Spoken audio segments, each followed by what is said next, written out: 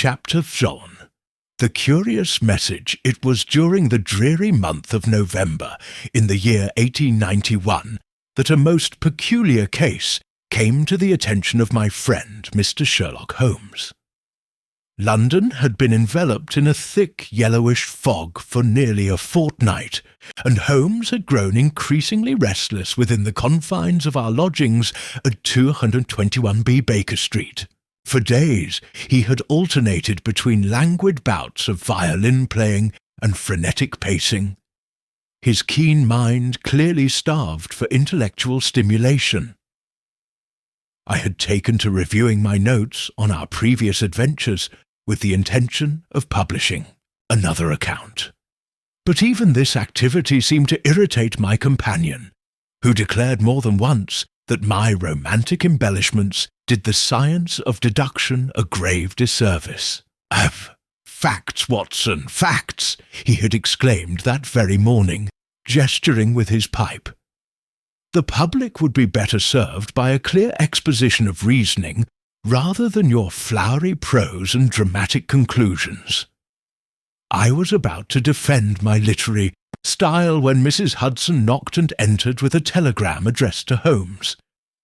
As he read it, I observed a subtle transformation in his demeanour, the slight narrowing of his eyes, the faint twitch at the corner of his mouth that I had come to recognize as signs of awakening interest. "It appears, Watson," he said, passing me the telegram, "that we may soon have relief from this tedium. Read this, if you please." The message read simply, "The house knows my guilt. Come at once if you wish to prevent murder. Ravenswood Manor, Hampshire, A.D." "Most peculiar," I remarked, returning the paper. "Do you know this A.D.?"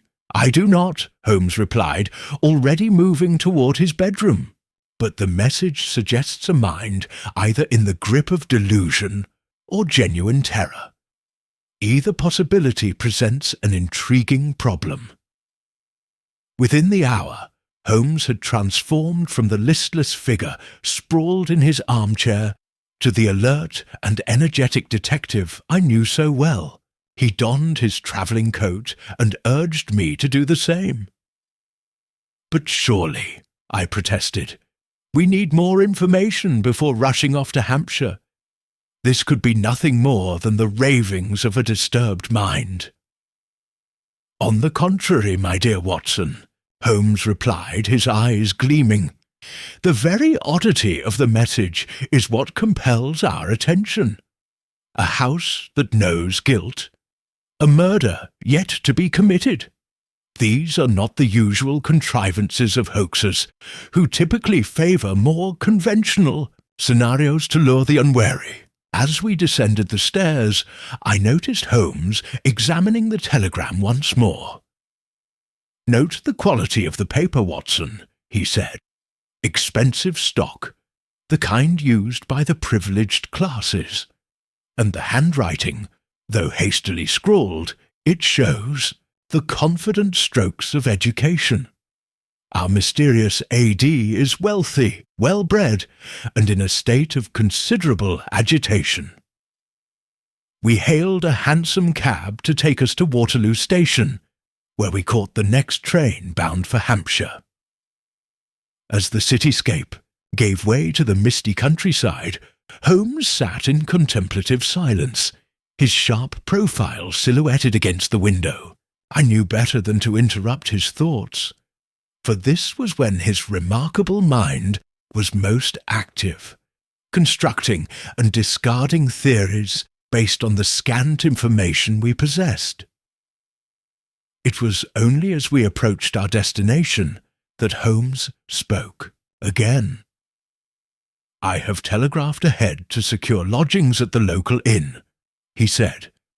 "Before we present ourselves at Ravenswood Manor, I think it prudent to gather what information we can about the estate and its occupants. The village of Ravenscroft proved to be a small picturesque collection of cottages centred around an ancient church, and a comfortable-looking inn called the Stag's Head. Upon upon arrival, we were greeted by the innkeeper, a ruddy-faced man named Tompkins, who showed us to our rooms with barely concealed curiosity. "Not many travellers this time of year, gentlemen," he remarked. "What brings you to our quiet corner of Hampshire?" "We are naturalists," Holmes replied smoothly, adopting one of his many personas with effortless ease. "Specifically, we study rare species of fungi that thrive in the autumn months." "Fungi, is it?" Tompkins seemed disappointed by such a mundane explanation. "Well, there's plenty of damp places around here for such things, I suppose. Once we were alone, I turned to Holmes. 'Fungi, Holmes. Couldn't you have devised a more plausible cover?' Holmes chuckled. "My experience suggests that the more esoteric the interest, the less likely people are to question it. Few wish to reveal their ignorance by inquiring too deeply about mycology." He removed his coat and sat by the fire. "Now, let us see what our host knows about Ravenswood Manor." When Tompkins returned with our tea, Holmes engaged him in what appeared to be idle conversation. "I understand there are several grand estates in the area. Potential sites for our research, you see." "Yes, sir. The Bankses at Hollycroft Hall, the Petersons at the Grange, and of course Ravenswood Manor." Tompkins lowered his voice. "Though that's not a place I'd recommend, if you don't mind my saying." Holmes raised an eyebrow. "No? And why is that? Strange place, Ravenswood. Been in the Derby family for generations, but there's always been talk, if you know what I mean." Tompkins glanced around, though we were quite alone. "The current master, Mr. Arthur Derby, returned from India about 5 years ago. Keeps to himself, he does. Barely seen in the village. And then there's the house itself." "What about it?" I inquired, my interest genuinely piqued. "Well, sir, some say it's not right. Sounds at night when there shouldn't be any. Lights in windows of empty rooms. The last housekeeper left after just a month, claiming the walls whispered to her." Tompkins shook his head. "Superstitious nonsense, most likely, but still, there's something about that place that makes a man's skin crawl." Holmes seemed delighted by this information, though he maintained a facade of scholarly indifference. "Fascinating local folklore, Mr. Tompkins. These old houses often accumulate such tales. Now, could you direct us to Ravenswood? We may wish to examine the grounds tomorrow for specimens." After Tompkins departed with elaborate directions, Holmes turned to me, his eyes alight with excitement. "The game takes shape, Watson. Our AD is undoubtedly Arthur Derby, and it seems his house has quite the reputation. The question remains, does he fear a murderer, or does he fear becoming one himself?" The telegram suggested the latter, reminded him. He wrote that the house knows my guilt. Indeed, a curious choice of words. Holmes steepled his fingers beneath his chin, a posture I recognized as one of deep contemplation. A guilty conscience, perhaps, personified in the form of a house believed to be sentient or haunted, or— He paused. "There is another possibility altogether." "Which is?" "We shall see, Watson. First, I think we should pay a visit to the local constabulary. If there is genuine threat of murder, we would do well to have the authorities informed, however, obliquely." The village constable, a sturdy, no-nonsense man named Perkins, received us with professional courtesy but evident scepticism, when Holmes, still maintaining our cover as naturalists, inquired casually About Ravenswood Manor. Mr. Darby keeps to himself, Constable Perkins confirmed. No trouble, though. Pays his servants well, by all accounts. There was a bit of gossip when he first returned from India. Brought back a native servant, causes quite a stir in these parts. But that's all died down now. And the house itself? Holmes pressed. We've heard some rather colourful stories, Perkins snorted. Country superstition, nothing more. Old houses creak. That's the beginning and end of it, as far as I'm concerned. As we left the constabulary, Holmes murmured, Notice that he neither confirms nor denies the rumours. Our good constable has heard the stories, but prefers not to acknowledge them officially. That evening, as we dined in the inn's small parlour, Holmes outlined his plan. Tomorrow we shall present ourselves at Ravenswood. Chapter 2. The house on the hill morning brought no respite from the dismal weather. A fine, penetrating rain had replaced the fog, shrouding the countryside in a glistening veil that transformed the landscape into something both beautiful and melancholy. After a hearty breakfast, Holmes and I donned our mackintoshes and set out on foot toward Ravenswood Manor, following the directions provided by Tompkins the previous evening. A brisk walk will do us good, Watson, Holmes declared, seemingly impervious to the inclement conditions. It will also afford us a more comprehensive view of the estate as we approach. Our path took us through a wooded area, the ground soft and yielding beneath our boots, before emerging onto a narrow lane that wound up a gentle incline. As we crested the hill, Ravenswood Manor came into view, a substantial stone edifice, of indeterminate age, parts clearly Elizabethan, while others suggested later additions. It stood against the grey sky like a sentinel, its numerous chimneys reaching upward like accusatory fingers. Remarkable, Holmes murmured, pausing to study the structure. The architecture is a palimpsest of different periods, yet it maintains a certain brooding harmony. Note the east wing, Watson. Newer than the rest, perhaps 30 years old, judging by the stonework. As we drew closer, I became aware of a peculiar sensation, a feeling that the house was somehow observing our approach.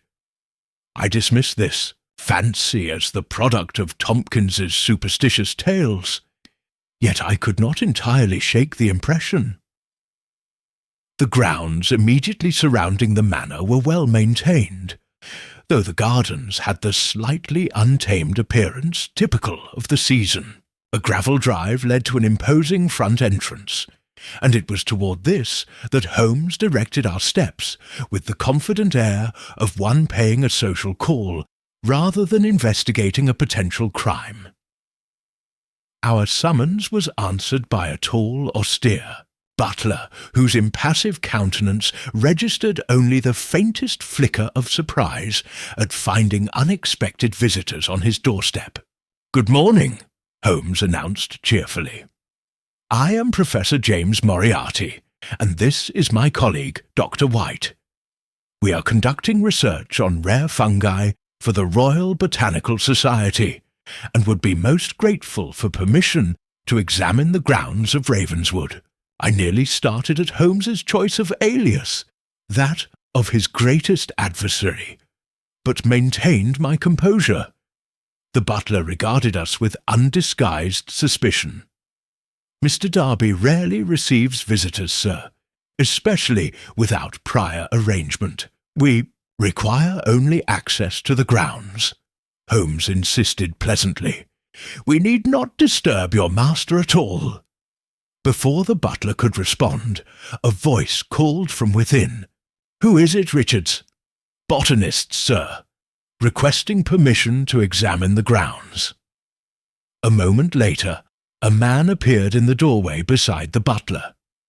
He was of medium height and build, perhaps 40 years of age, with the weathered complexion of one who has spent time in tropical climes.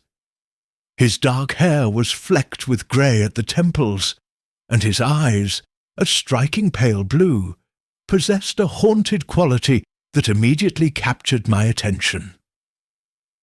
"I am Arthur Darby," he said, his gaze moving between us with obvious suspicion. "What exactly is your interest in my property?"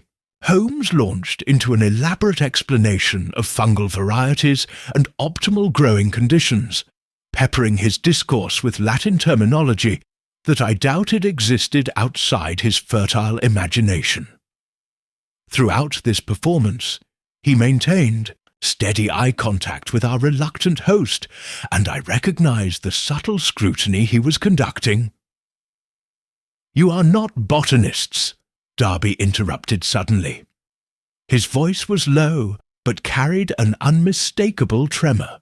"You are Sherlock Holmes." A brief silence followed this declaration. Then Holmes inclined his head slightly. "Indeed, Mr. Darby. And this is my friend and colleague, Dr. Watson. I believe you sent for me." Holmes produced the telegram from his pocket. "Though I confess your message was somewhat cryptic." Darby's face drained of colour. He glanced furtively over his shoulder before stepping onto the portico and partially closing the door behind him. "I never sent this," he whispered, examining the paper Holmes had handed him. "Though it is certainly my stationery and a fair approximation of my handwriting." Holmes's eyes narrowed. "Most interesting. Someone impersonating you wished to bring me here. The question is why?" Darby ran a hand through his hair, a gesture of evident distress. "You should leave, Mr. Holmes. Immediately. There is nothing for you here but danger." "On the contrary," Holmes replied calmly. "Danger often accompanies the most intriguing problems. The telegram mentions guilt and murder. What guilty knowledge might you possess, Mr. Darby? Or what murder do you fear?" "I fear many things, Mr. Holmes," Darby replied, his voice barely audible. "But I did not summon you to unburden my conscience." At that moment, the door opened fully, revealing a striking young woman. Her dark hair and eyes, coupled with her olive complexion, suggested Mediterranean heritage, though her speech, when she addressed our host, carried no foreign inflection. "Arthur, you'll catch your death in this rain. Who are these gentlemen?" Darby seemed to compose himself with visible effort. "Miss Elena Winters, my ward. Elena, these are Mr. Sherlock Holmes and Dr. Watson. They were just leaving." "Holmes? The detective?" She regarded us with sudden interest.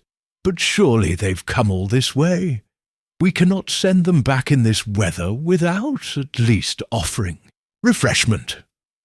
"That is most kind, Miss Winters," Holmes said with a slight bow. "We would indeed appreciate a moment to dry ourselves before returning to the village." Darby looked as though he might object, but after a moment's hesitation he stepped aside with resigned reluctance. "Very well. Please come in." As we crossed the threshold into Ravenswood Manor, I was struck by the contrast between the forbidding exterior and the warm, well-appointed interior. The entrance hall was panelled in dark wood, with a grand staircase ascending to the upper floors. Several oil paintings, primarily landscapes and formal portraits, adorned the walls, and a fire blazed welcomingly in a large fireplace. "This way, gentlemen," Miss Winters directed, leading us toward what appeared to be a drawing-room. As we followed, I noticed Holmes's gaze darting everywhere, absorbing details at his customary remarkable speed. I also observed that Arthur Darby walked with the stiffness of a man proceeding to his own execution. Whatever had prompted the false telegram, it was clear that our presence caused him considerable distress, a fact that only deepened the mystery surrounding Ravenswood Manor.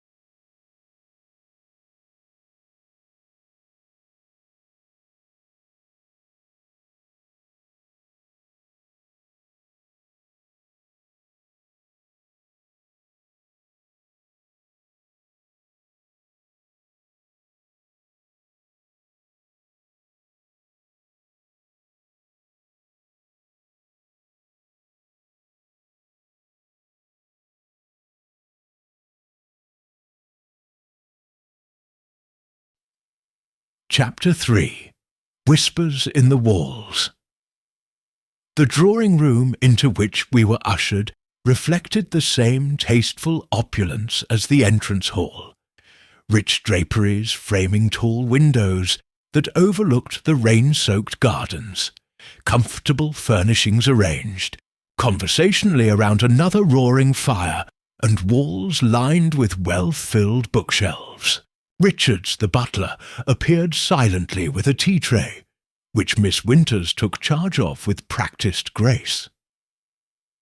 "You must forgive my guardian's reticence, Mr. Holmes," she said as she poured. "Ravenswood has been somewhat isolated of late, and we receive few visitors." "Yet someone was eager for our arrival," Holmes replied, accepting a cup. "Someone who went to considerable trouble to forge Mr. Darby's handwriting." Darby, who had been standing by the window in evident agitation, turned abruptly. "Who would do such a thing? And why?" "That, sir, is what we must determine," Holmes said. "The message spoke of guilt and murder. Has there been any suspicious death connected with Ravenswood recently?" "No," Darby answered too quickly. "Nothing of the sort." Miss Winters gave him a curious look before addressing Holmes. "There have been no deaths at Ravenswood since Arthur's uncle passed away 5 years ago, shortly after Arthur's return from India. It was entirely natural heart failure. Dr. Carmichael from the village attended him." Holmes nodded thoughtfully. "And the staff? I notice the house is well maintained, yet we have seen only Richards thus far." "We maintain a modest staff," Darby said.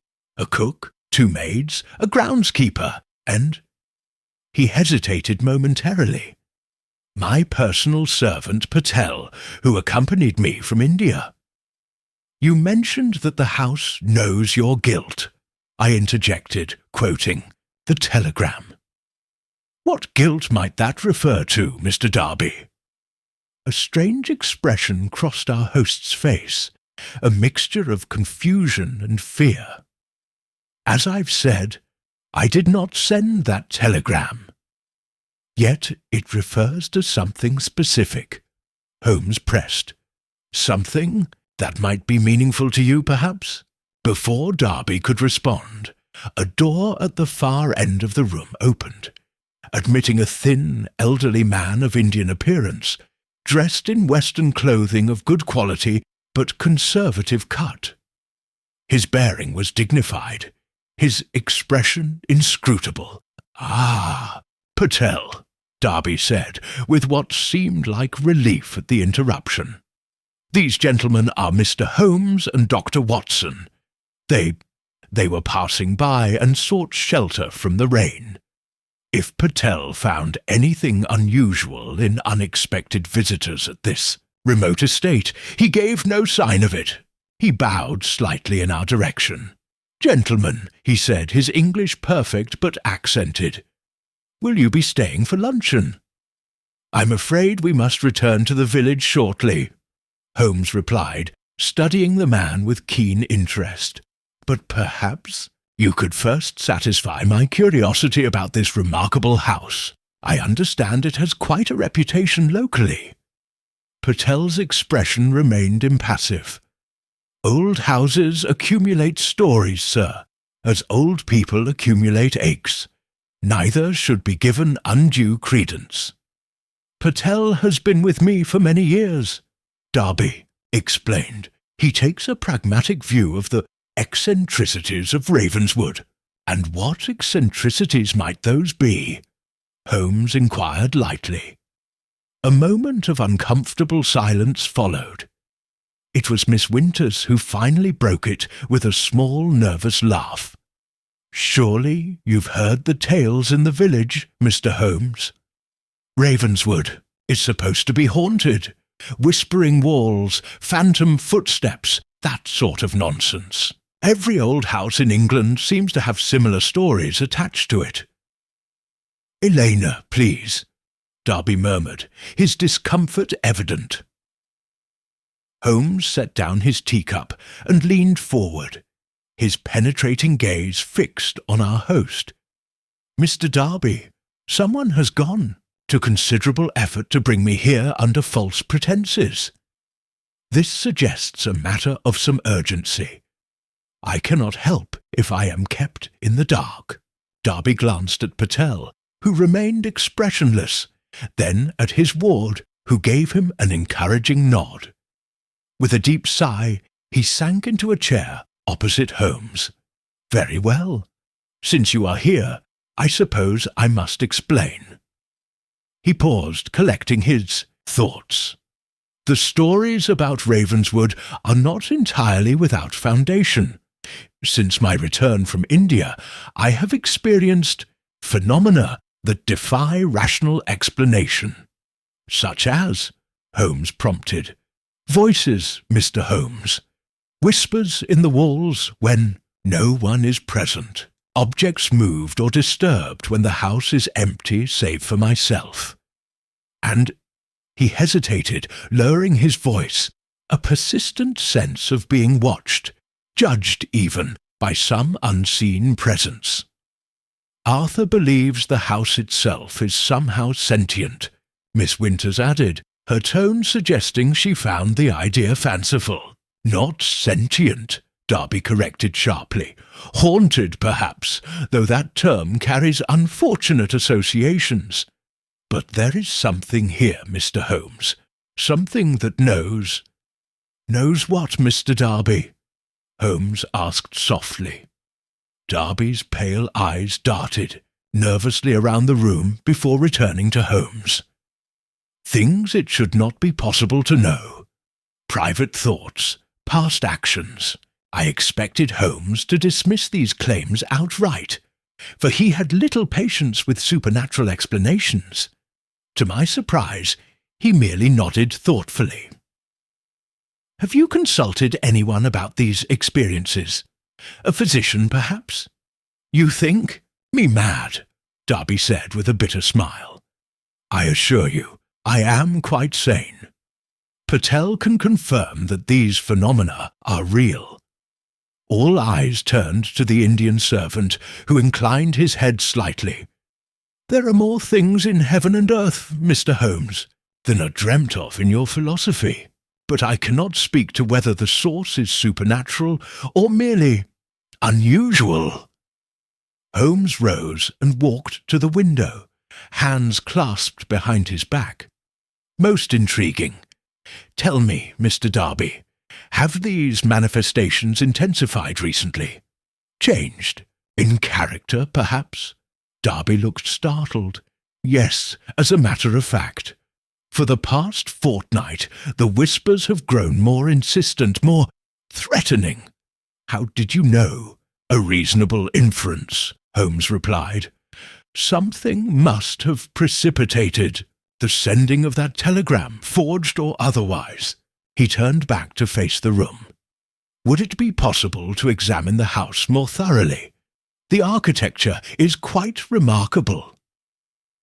This seemingly innocuous request caused another flash of alarm to cross Darby's features.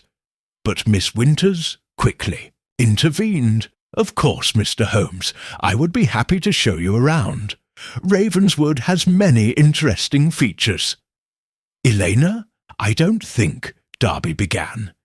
It's just a house tour, Arthur, she interrupted gently. Mr. Holmes is a guest. After a moment's hesitation, Darby nodded reluctantly. Very well, but please remain in the main areas. The east wing is undergoing repairs and is not suitable for visitors. As Miss Winters led us from the drawing-room, I caught the significant look that Holmes directed toward the forbidden east wing. Whatever secrets Ravenswood Manor held, I had little doubt that my friend would uncover them before our investigation was concluded. But neither of us could have anticipated the grim discovery that awaited us, nor the terrible sequence of events it would set in motion.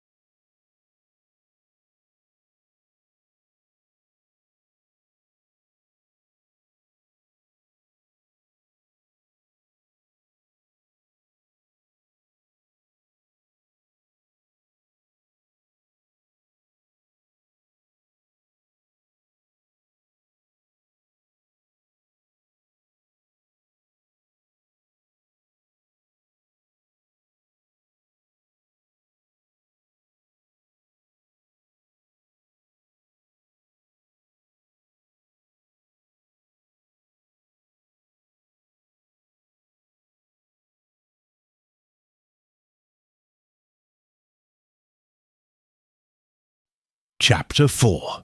The East Wing's secret Miss Winters proved to be a knowledgeable guide as she led us through the principal rooms of Ravenswood Manor.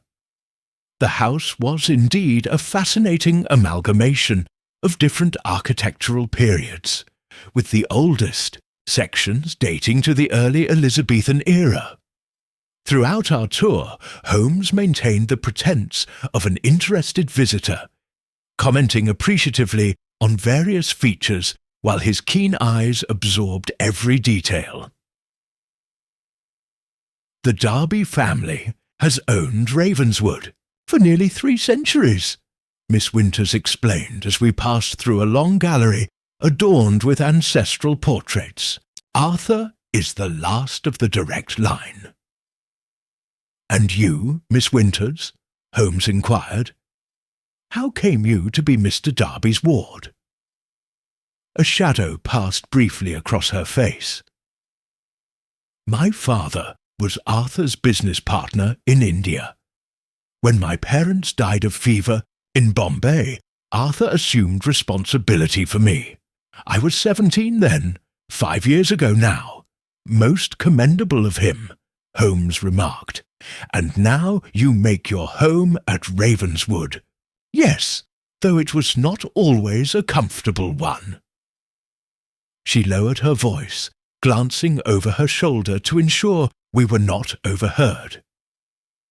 "Mr. Holmes, I should tell you that while I don't share Arthur's belief that the house is somehow aware, I cannot deny that strange things occur here." "What manner of strange things, precisely?" Holmes asked.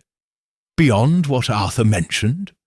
"Well, there are areas of the house that are inexplicably cold, regardless of the season or how well the fires are maintained.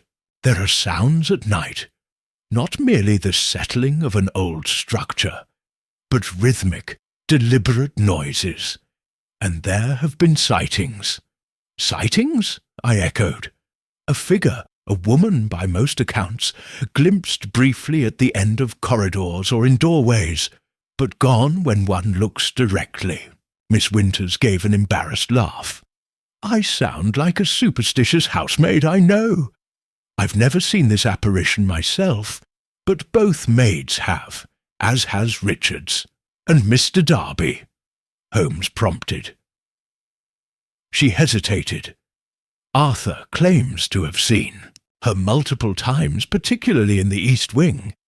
It's why that section of the house is closed off. He believes it to be the centre of the disturbances. As we turned a corner, we came upon a corridor that terminated in a heavy oak door." Miss Winters paused. "That leads to the East Wing. As Arthur mentioned, it's not in use currently." Holmes approached the door, examining it with interest. "Yet it appears well maintained for an unused section." "Arthur insists that it be kept clean and aired, though none of us are permitted to go there unaccompanied." She frowned slightly. "It's most peculiar. Sometimes I hear him pacing there late at night, talking, though there's no one to hear him." "Perhaps he speaks to the house," Holmes suggested, with the faintest hint of irony. Miss Winters regarded him thoughtfully. "You don't believe in such things, Mr. Holmes?" "I believe in observable facts and logical deductions, Miss Winters. I have yet to encounter a supernatural phenomenon that could not, upon careful examination, be explained by natural causes." "And yet you're interested in our haunted house," she countered with a small smile. I'm interested in why someone would forge a telegram to bring me here," Holmes corrected. "The reputation of the house may be relevant to that question." Our tour continued to the upper floors, where Miss Winters indicated the various bedchambers. "Arthur's room is there," she said, pointing to a door at the end of the main corridor. "Mine is on the opposite side. The others are guest rooms, though we seldom have visitors." As we passed Arthur's room, I noticed Holmes pause almost imperceptibly, his nostrils flaring slightly as if detecting a particular scent. Before I could inquire, however, the sound of agitated voices reached us from below. We descended to find Arthur Darby engaged in a heated discussion with Richards in the entrance hall. Upon seeing us, both men fell silent, but the tension in Darby's posture was unmistakable. "Is everything all right, Arthur?" Miss Winters inquired. "Perfectly," he replied, though his manner suggested otherwise. I was merely instructing Richards about dinner arrangements. Mr. Holmes, Dr. Watson, I trust your tour was informative. Most enlightening, Holmes replied. Ravenswood is a remarkable property with a fascinating history. Indeed. Now, if you'll... Excuse me, I have some correspondence requiring my attention. With a stiff bow, Darby retreated toward what I presumed was his study. I should check on preparations for luncheon, Miss Winters said. Perhaps you gentlemen would like to rest in the drawing-room until then? Once we were alone, Holmes immediately crossed to the window, his expression intent. Did you observe Richard's demeanour, Watson? He seemed agitated, I acknowledged. Do you think their discussion concerned us? Indubitably. But there was more to it than that. Holmes turned to face me. Something has occurred, something that Darby did not anticipate. Notice how his anxiety has increased markedly since our arrival. Before I could respond, a soft sound drew our attention to the doorway, where Patel stood watching us with his enigmatic gaze. Mr. Holmes, he said quietly, might I have a word? Holmes gestured for him to enter. By all means. Patel closed the door behind him and approached with measured steps. You should know, sir, that your presence here has precipitated certain events. What events? Holmes asked sharply. It is not my place to speak of my master's affairs, Patel replied. But I believe you were brought here for a purpose, though not by Mr. Darby. You know who sent the telegram? I asked. Patel's expression remained inscrutable.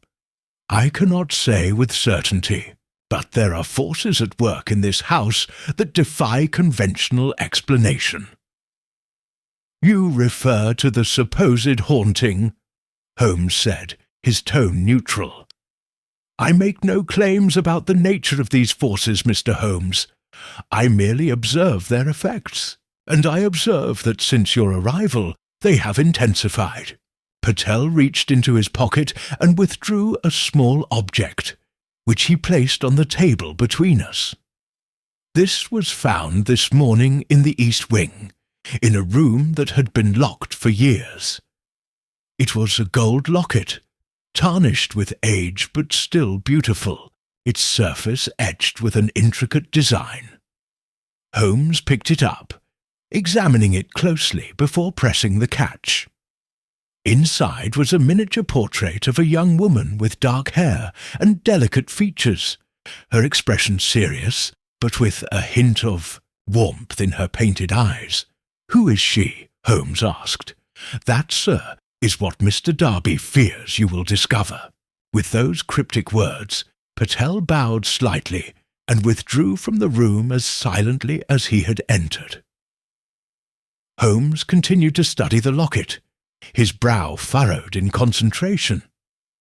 Most interesting, Watson. A locked room suddenly accessible, a hidden portrait revealed. Do you think it's connected to the telegram? Everything is connected, Holmes murmured.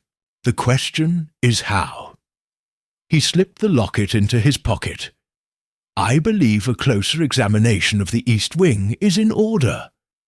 And I'd wager that our reluctant host has just discovered that one of its locked doors is now open.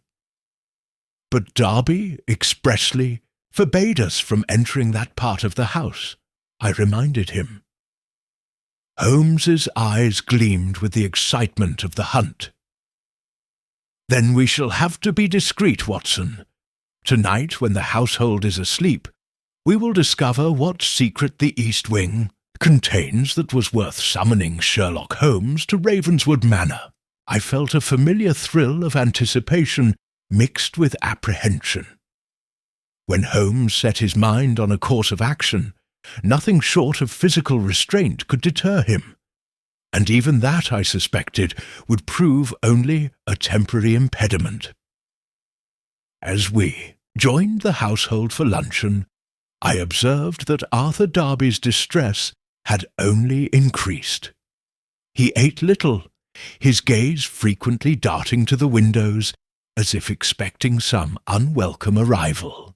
Miss Winters attempted to maintain cheerful conversation, but the atmosphere was undeniably strained. None of us could have predicted that before nightfall, blood would be spilled within the walls of Ravenswood Manor, and the house's darkest secret would begin to emerge from the shadows of the past.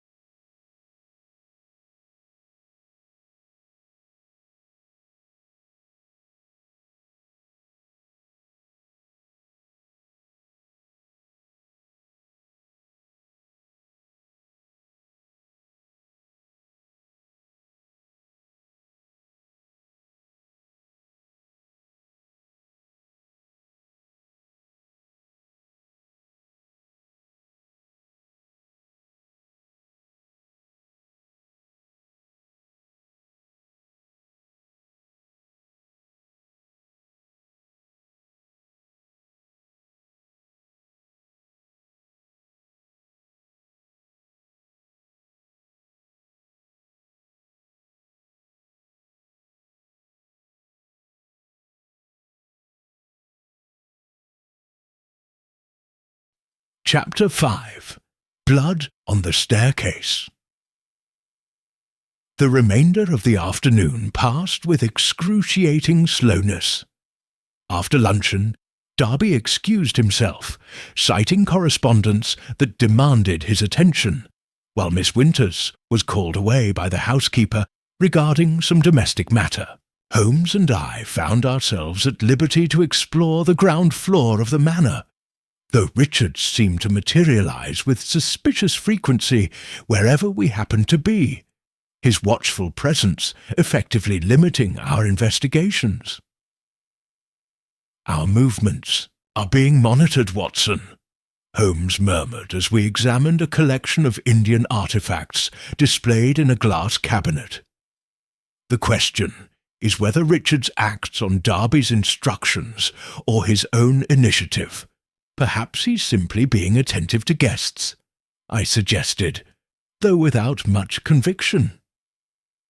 Holmes's sceptical glance was answer enough.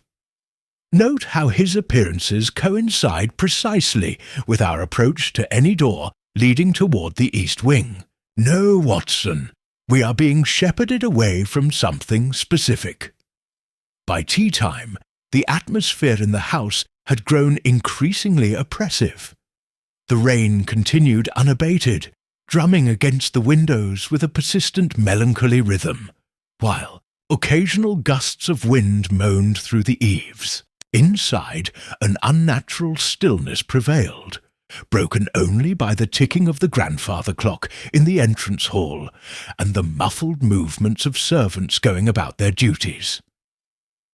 "I feel as though the house is holding its breath," Miss Winters remarked as she poured tea in the drawing-room. "Silly, isn't it? But there are days when Ravenswood seems almost expectant." "Houses absorb the emotions of their inhabitants, Miss Winters," Holmes replied, accepting a cup. "What you sense may simply be the tension that Mr. Darby clearly feels regarding our presence. Perhaps." She glanced toward the doorway. "He should have joined us by now. It's not like Arthur to miss tea."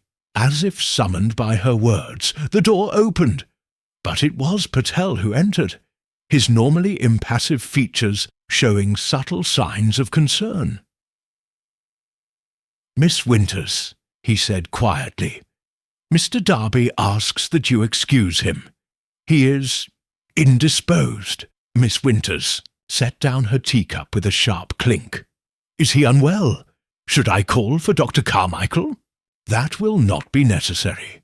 He requires only rest." Patel's eyes flickered briefly to Holmes. "The master has been under considerable strain of late." "I see," Miss Winters replied, though her furrowed brow suggested otherwise. "Please tell him that if he needs anything—" "Of course, miss." With a slight bow, Patel withdrew. "How long has Mr. Darby suffered these episodes of indisposition?" Holmes inquired once we were alone again. Miss Winters hesitated, clearly weighing her response. "They have become more frequent in recent months. Arthur has always been of a nervous disposition, but lately—" She trailed off, her gaze drifting to the window and the darkening sky beyond. "Lately, I have begun to fear for his state of mind." "What way?" I prompted gently.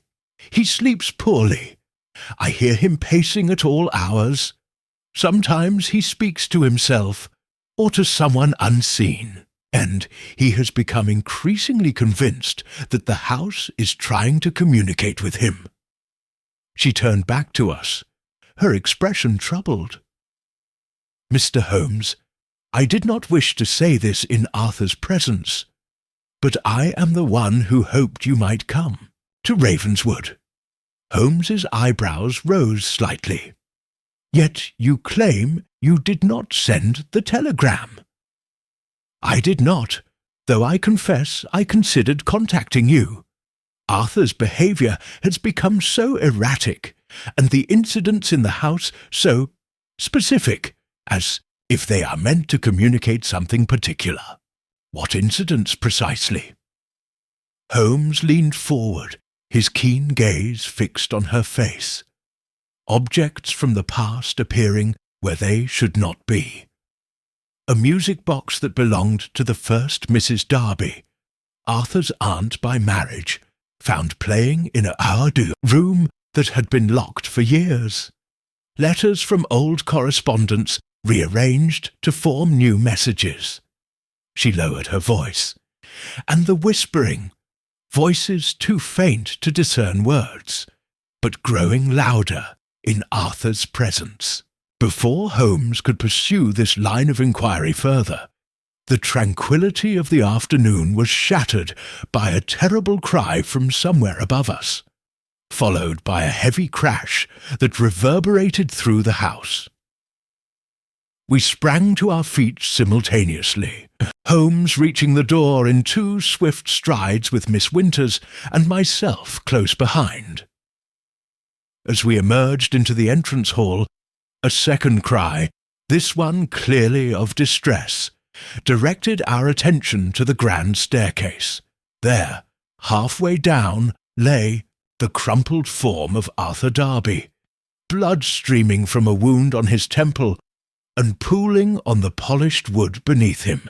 Richards was already rushing up the stairs toward his fallen master, while one of the maids stood frozen in horror at the foot of the staircase, her hands pressed to her mouth. Holmes reached Darby's side moments after Richards. Kneeling beside the injured man, he performed a swift but thorough examination, while I restrained Miss Winters from approaching too closely. "He lives," Holmes announced, "though the wound is severe. Watson?" I moved forward to conduct my own assessment. The gash on Darby's temple was deep and bleeding profusely, as head wounds often do, but more concerning was the unnatural angle of his right arm. "Broken radius and ulnar," I pronounced, "and likely a concussion. He requires immediate medical attention. I've sent for Dr. Carmichael," Richards informed us, his usual composure somewhat shaken. "What happened, sir? Did Mr. Darby fall?" Holmes had already begun to examine the surrounding area, his eyes moving from the injured man to the staircase above and the balustrade, which showed a splintered section where Darby had apparently crashed through. "A fall, yes," Holmes murmured, "but was it accidental?" He looked up sharply. Who was with Mr. Darby before this occurred? Did anyone see or hear anything unusual? The maid, who had recovered somewhat from her initial shock, stepped forward hesitantly. I was dusting in the upstairs corridor, sir. I heard Mr. Darby's door open, and then quick footsteps. There was a cry, like someone had seen something frightening, and then the crash. You saw nothing? No one else in the corridor? Holmes pressed. No, sir, but— She hesitated, glancing nervously at Richards. Speak plainly, Mary, the butler instructed her. Just before Mr. Darby cried out, I thought I heard a woman's voice. Very soft, like someone calling his name. The maid's voice dropped to a whisper. It came from the direction of the east wing. A heavy silence followed this revelation, broken only by Darby's laboured breathing and the continued drumming of rain against the windows. Miss Winters had gone, very pale, her hand gripping the balustrade for support. Mr. Holmes, she said finally, do you believe what Mary says? That Arthur heard something? Holmes's expression remained neutral. I believe Mr. Darby heard something that caused him sufficient alarm to move suddenly and lose his footing.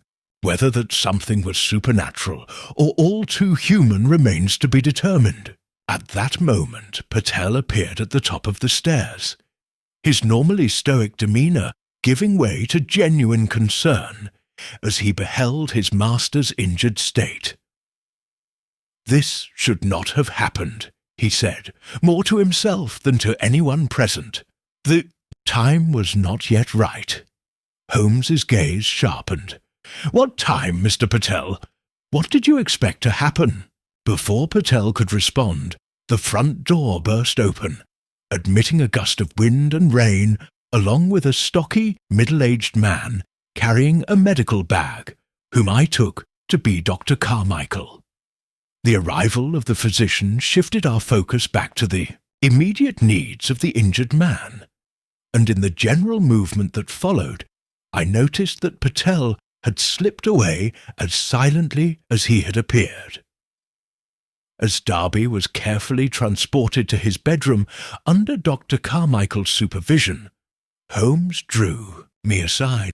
Our nocturnal exploration has acquired a new urgency, Watson, he murmured. I suspect this accident was neither an accident nor entirely unexpected by at least one member of this household. Looking at the blood staining the staircase of Ravenswood Manor, I could only agree that our investigation had taken a darker and more dangerous turn than we had anticipated.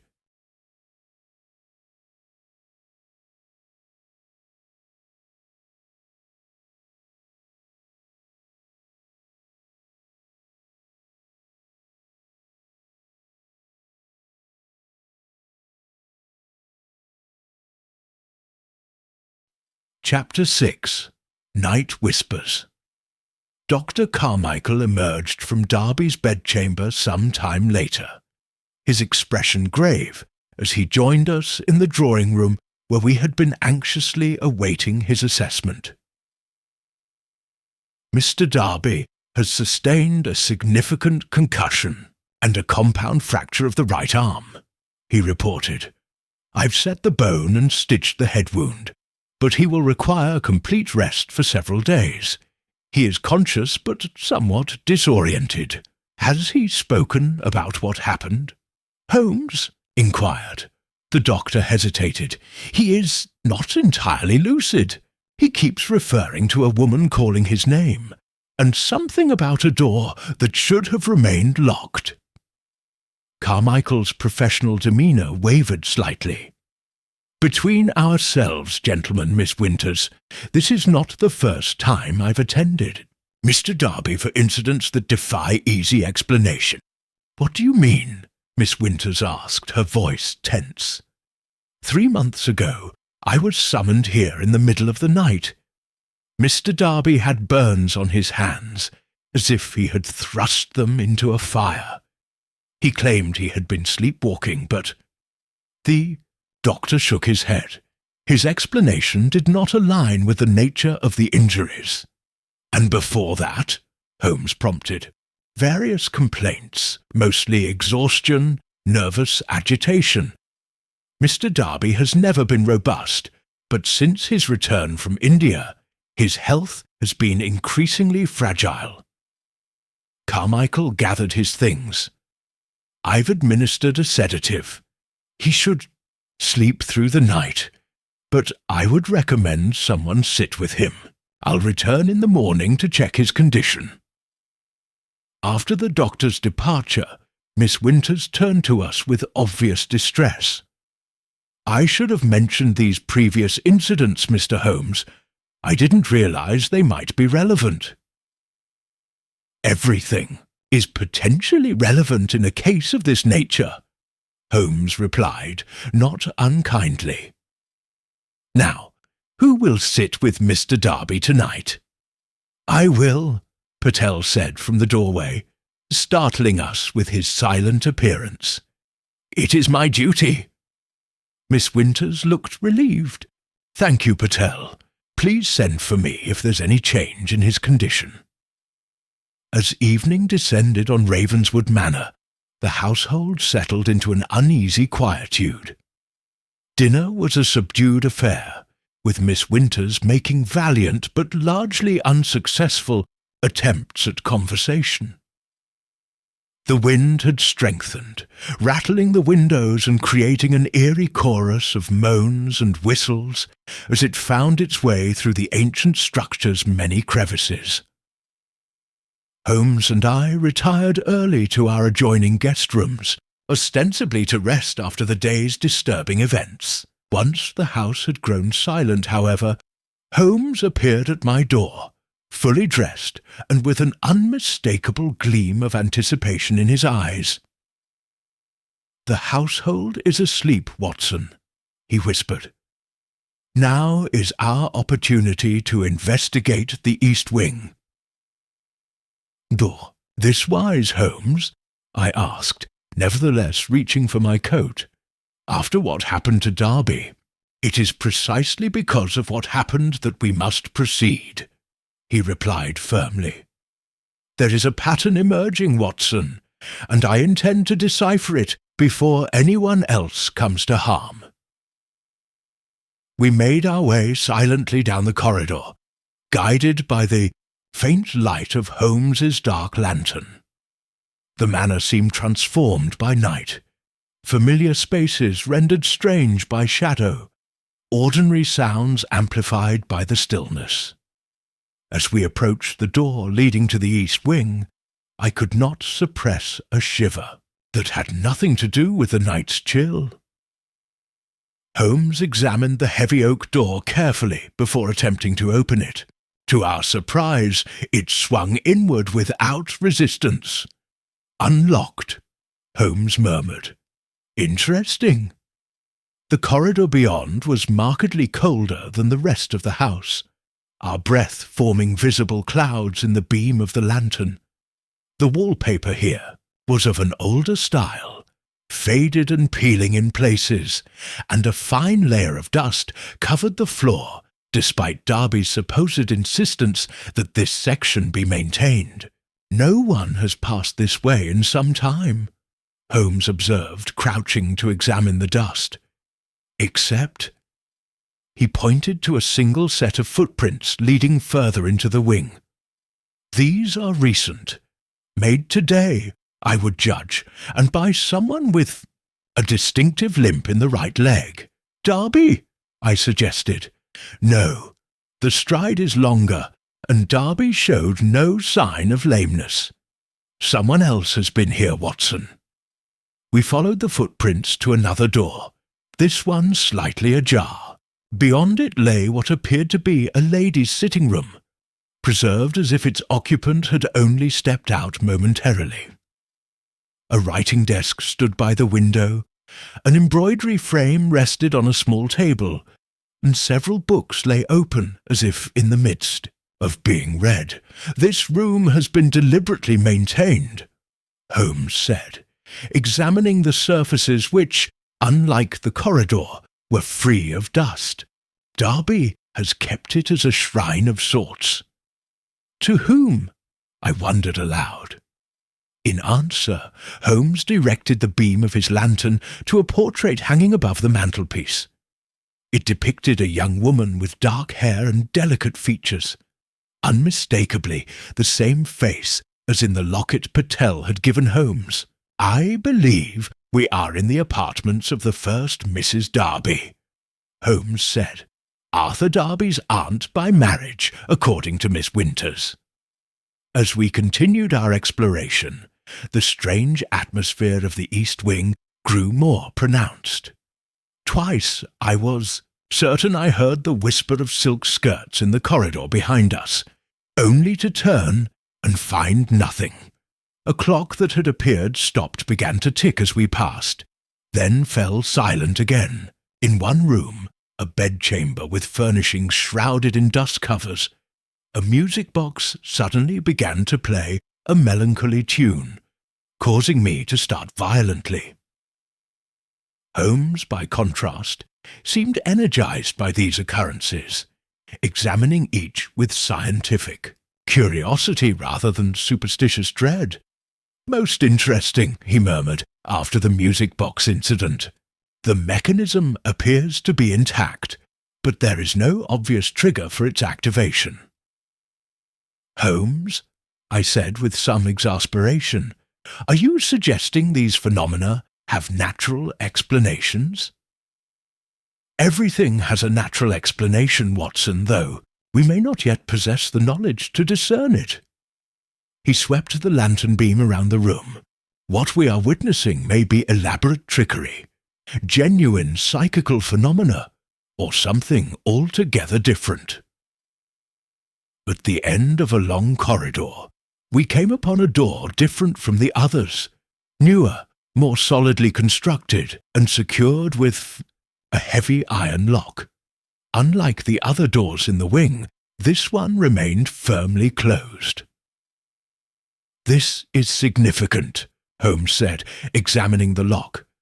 Recently installed, within the last 5 years, I would say, and designed to keep something in rather than out, or someone, I suggested.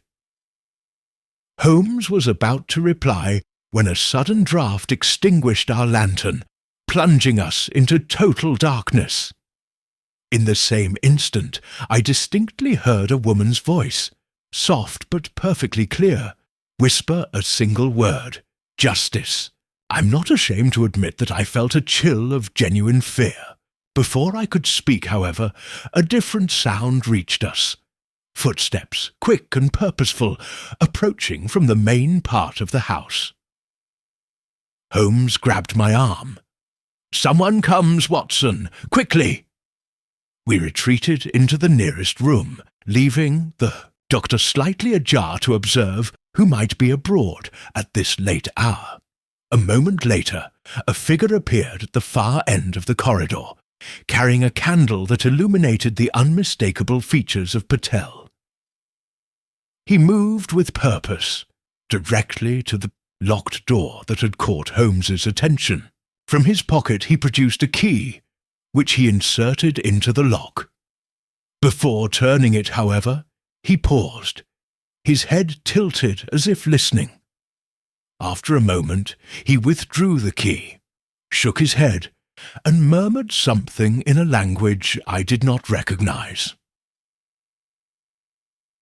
As silently as he had come, Patel retreated, leaving the East Wing and its secrets undisturbed. Once we were certain he had gone, Holmes relit our lantern. "What do you make of that, Holmes?" I whispered. "That, my dear Watson, was a man torn between duty and fear. He came with a specific purpose, but lost his nerve at the crucial moment." Holmes's eyes gleamed in the lantern light. "I believe it's time we had a more direct conversation with Mr. Patel about what exactly transpires in Ravenswood Manor under cover of darkness." As we made our way back through the east wing, I could not shake the feeling that we were being observed by unseen eyes. Whether they belonged to the living or the dead, I could not say, but I was increasingly certain that Ravenswood Manor harboured secrets worth killing to protect.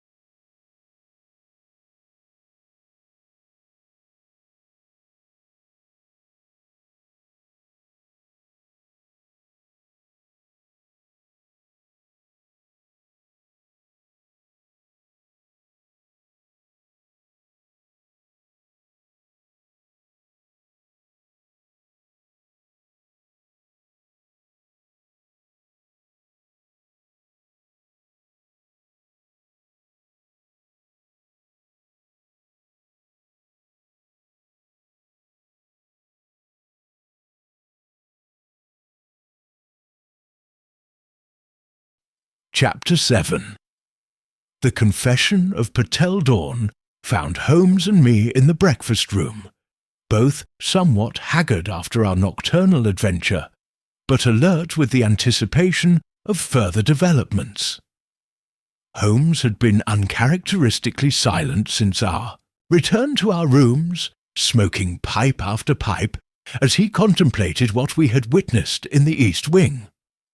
I knew better than to interrupt his thoughts during such periods of intense cogitation. Miss Winters joined us shortly after 8, her face pale with worry. Dr. Carmichael has just left, she informed us. Arthur had a restless night despite the sedative. He keeps muttering about a woman's voice and insists that she knows everything. His condition is no worse physically? Holmes inquired. No, the doctor says he's stable, but... She hesitated. Mr. Holmes, Arthur said something most peculiar when I was sitting with him this morning. He looked directly at me and said, I should have told her the truth from the beginning. When I asked who he meant, he became agitated and would say no more. Holmes's eyes narrowed with interest. Most suggestive. And where is Patel this morning? I haven't seen him, Miss Winters replied. Richard says he took some breakfast to his quarters over an hour ago. He was up most of the night with Arthur. Indeed. Holmes exchanged a meaningful glance with me. I should very much like to speak with him. As if summoned by our discussion, the door opened to admit Patel. He appeared composed as ever, though I fancied I detected a slight tension in his bearing as his gaze met Holmes. Mr. Darby is sleeping now, he reported to Miss Winters. I have asked Mary to sit with him until he wakes. Thank you, Patel. Miss Winters turned to us. Gentlemen, I must apologize for being a poor hostess. After yesterday's events, I find myself quite unequal to entertaining. Perhaps you would prefer to return to the village until Arthur is recovered. Actually, Holmes interjected smoothly, Dr. Watson and I would appreciate a word with Mr. Patel if you could spare him. We have some questions about Mr. Darby's medical history that might help his recovery. Miss Winters looked surprised but nodded her assent. Of course, please use the library. You'll have privacy there. She addressed Patel. "Please assist Mr. Holmes in any way you can." Once we were settled in the library, a handsome room lined with leather-bound volumes that showed little evidence of regular use, Holmes came directly to the point. "Mr. Patel, let us dispense with pretense. Dr. Watson and I observed your midnight visit to the East Wing." Patel's expression remained impassive, but I noticed his hands tighten almost imperceptibly on the arms of his chair. "I see," he said after a moment. "Then you know that I have access to areas of the house that Mr. Darby prefers to keep private." "I know that you approached a locked door with the apparent intention of opening it, but then changed your mind," Holmes countered. "And I also know that the East Wing is the focal point of the disturbances plaguing this house, and that Mr. Darby's accident yesterday was no accident at all." Patel regarded Holmes steadily. "You are very observant, Mr. Holmes. It is why he brought—" "You hear, he?" I echoed. "You mean Mr. Darby?" "No, Dr. Watson. Mr. Darby would never willingly invite scrutiny of Ravenswood's secrets." Patel leaned forward slightly. "I sent the telegram." Though I had begun to suspect as much, the confirmation still startled me. Holmes, however, merely nodded as if receiving expected information. "You forged Mr. Darby's handwriting," he stated. "Why?" "Because Ravenswood has waited long enough for justice," Patel replied, his voice taking on an intensity I had not previously heard from him. "For 5 years I have watched Mr. Darby torment himself with guilt and fear, believing the house itself seeks retribution for his sins. I had hoped his conscience would eventually compel him to confess, but instead he retreats further into secrecy and denial." "Confess to what, precisely?" Holmes asked. Patel's eyes burned with a quiet fervour. "To the murder of his wife, Sophia Darby." The statement hung in the air between us, stark and terrible in its simplicity. "The first Mrs. Darby died 5 years ago?" I asked, recalling the portrait we had seen in the East Wing. "No," Patel corrected. "The first Mrs. Darby, Mr. Darby's aunt by marriage, died many years earlier. I speak of the second Mrs. Darby, whom Arthur married in India shortly before his return to England." "Sophia," Holmes murmured, removing the locket from his pocket. "This is she." Patel nodded. "She was beautiful, intelligent and kind. The daughter of an English merchant and an Indian woman, educated in Europe, but at home in both worlds. When Arthur Darby came to Bombay to rebuild the family's shipping business, he was immediately taken with her exotic beauty and refined manners, and yet her presence seems to have been erased from Ravenswood," Holmes observed. "Miss Winters speaks of Darby returning from India alone, save for you. That is the story he told, that his wife had died of fever before they could depart for England." Patel's voice hardened. "It was a lie. Sophia travelled to England with us. She was alive when we reached Ravenswood." "How can you be certain she was murdered?" I asked. "If her death was concealed, mightn't it still have been from natural causes?" "Because I heard her cries, Dr. Watson." Patel's composure finally cracked, revealing a depth of emotion that was all the more powerful for its restraint. "On our 3rd night at Ravenswood, I was awakened by the sound of a violent argument. Mr. Darby had become jealous and possessive in the final months in India, a change I attributed to the strain of his business affairs. But that night his rage was terrible to behold." "You witnessed the altercation?" Holmes pressed. Only its beginning. Mr. Darby ordered me to retire to my quarters in another part of the house. I obeyed, but remained concerned. Later, I heard Sophia's screams coming from the east wing. Patel's gaze dropped to his hands. By the time I reached her, she was gone. Mr. Darby claimed she had fallen in her agitation, striking her head against the fireplace grate. You didn't believe him, Holmes stated rather than asked. The injuries were inconsistent with a fall, but I was in a foreign land, with no one to turn to for help. Mr. Darby swore it was an accident, and said that if the truth became known, we would both be ruined by scandal, possibly even hanged. He convinced me to help him conceal her death. What did you do with her body? Holmes asked, his tone clinical but not unsympathetic. We buried her in the woods beyond the manor grounds, under cover of darkness. Mr. Darby told the servants that his wife had received word of a family emergency and had departed immediately for London. Later, he announced that she had died there, of pneumonia, and had been cremated according to her wishes. And yet you remained in his service, I noted with some surprise.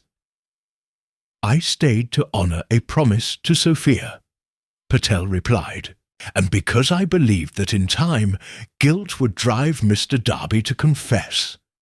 Instead, he sealed off the east wing, where Sophia's rooms had been, and began his descent into superstition and fear.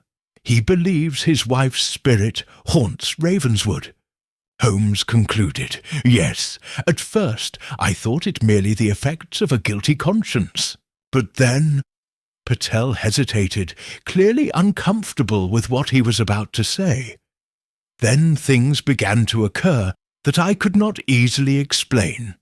Objects moving, her voice whispering in empty rooms, the scent of her favourite flowers appearing, suddenly in closed chambers. You believe Ravenswood is genuinely haunted by Sophia's restless spirit? I asked. Patel met my gaze steadily. I believe there are more forces at work in this world than Western science has catalogued, Dr. Watson. Whether you call it a ghost or a manifestation of collective guilt, something in this house is determined to reveal the truth about Sophia, Darby's fate. Holmes had been listening intently, his fingers steepled beneath his chin. Mr. Patel, what lies behind the locked door in the east wing? A shadow passed across Patel's face. That room contains what remains of Sophia's possessions, gathered from throughout the house after her death. Mr. Darby cannot bring himself to enter it, yet neither will he allow its contents to be removed or destroyed. He keeps the only key on his person, at all times. But you have a duplicate, Holmes stated. Yes, made in secret in case evidence of the crime should be needed. Patel's expression grew troubled. Last night I intended to unlock that door for you, Mr. Holmes. But as I stood there, I heard Sophia's voice more clearly than ever before, warning me to wait. The time was not yet right. As I contemplated the implications of Patel's extraordinary confession, a sudden commotion from upstairs shattered the tense silence of the library. Raised voices, a crash, and then Miss Winter's cry of alarm sent us rushing from the room and up the grand staircase toward whatever new calamity had befallen the inhabitants of Ravenswood Manor. Chapter 8. The Empty Sickbed. We reached Darby's bedchamber to find it in a state of disarray. The bedclothes were tangled and partially dragged to the floor. A water pitcher lay shattered beside the nightstand, and Miss Winters stood in the centre of the room, her face a mask of confusion and fear. Richards and Mary the maid hovered uncertainly by the doorway. "He's gone!" Miss Winters exclaimed upon seeing us. "I came to relieve Mary and found the room empty. Arthur couldn't possibly have—" "When did you last see Mr. Darby?" Holmes interrupted, his keen gaze already sweeping the room for clues. "Not 30 minutes ago, sir," Mary replied nervously. "He was sleeping peaceful-like. I just stepped out for a moment to fetch fresh water, and when I returned—" She gestured helplessly at the disordered scene. Holmes moved to the bed, examining the rumpled sheets with minute attention. Next, he inspected the floor, crouching to study a series of small drops that I recognized as blood. From his head wound, I surmised, the exertion must have reopened it. "Indeed," Holmes murmured, and he left in some haste, without pausing, to don shoes. He pointed to a pair of slippers neatly positioned beneath a chair. "The drops lead toward the door. Tell me, which direction did they continue in the corridor?" Richards, the most composed of the servants, stepped forward. "I observed spots leading toward the east wing, sir. I was about to follow, when I heard Miss Winters call out." Patel, who had been silent since our arrival, suddenly spoke. "He has gone to her room." All eyes turned to him, but he addressed himself solely to Holmes. "The locked room, Mr. Holmes. After what we discussed, he must have sensed our intention to discover its contents." Holmes nodded briskly. "Then we have no time to lose. Mr. Patel, your key, if you please."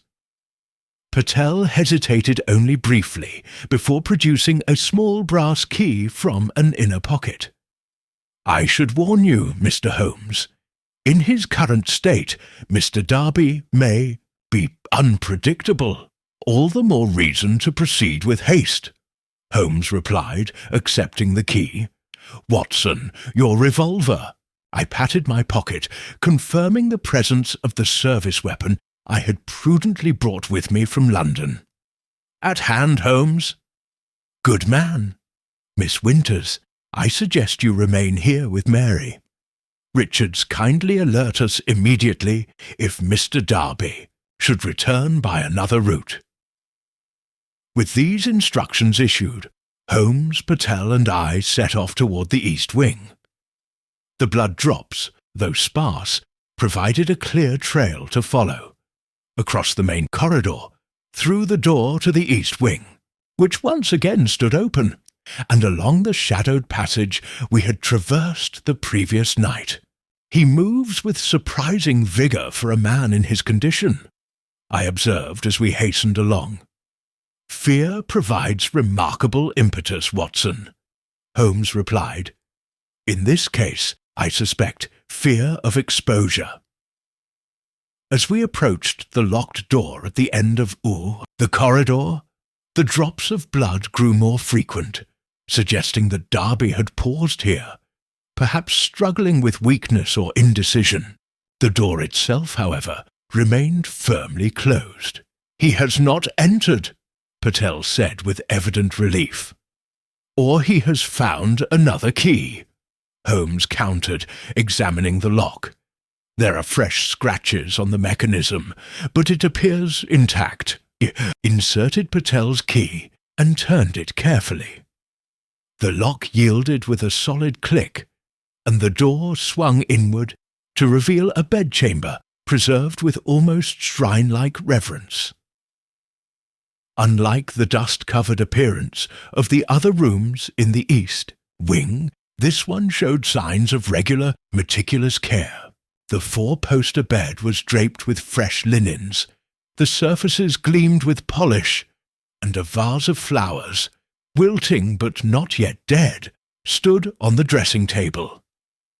A lady's possessions were arranged with careful precision: silver-backed hairbrushes, crystal perfume bottles, a jewellery case half open to display its modest contents. On the wall hung a portrait larger than the one we had seen previously. A full-length painting of a beautiful young woman with dark, intelligent eyes and an expression of gentle determination. "Sophia," Patel whispered, his voice thick with emotion, but it was not these melancholy reminders of the dead woman that arrested our attention. Rather, it was the figure of Arthur Darby, seated in a chair by the window, his back to us as he gazed out at the rain-lashed grounds. He gave no indication that he had heard our entrance. "Mr. Darby," Holmes called softly. Slowly, with the stiff movements of a much older man, Darby turned to face us. His appearance was shocking. Face ashen, eyes sunken and feverish, the bandage on his temple soaked through with blood. In his right hand, awkwardly held despite the splint immobilizing his broken arm, was a lady's silver-framed hand mirror. "I knew you would come," he said, his voice eerily calm. "She told me you would find your way here eventually." "Who told you, Mr. Darby?" Holmes asked, advancing slowly into the room. "Sophia, of course." A ghastly smile stretched across Darby's pallid features. "She speaks to me often now. No more whispers, no more half-glimpsed apparitions. She sits where you stand, Mr. Holmes, and tells me exactly what I must do to atone."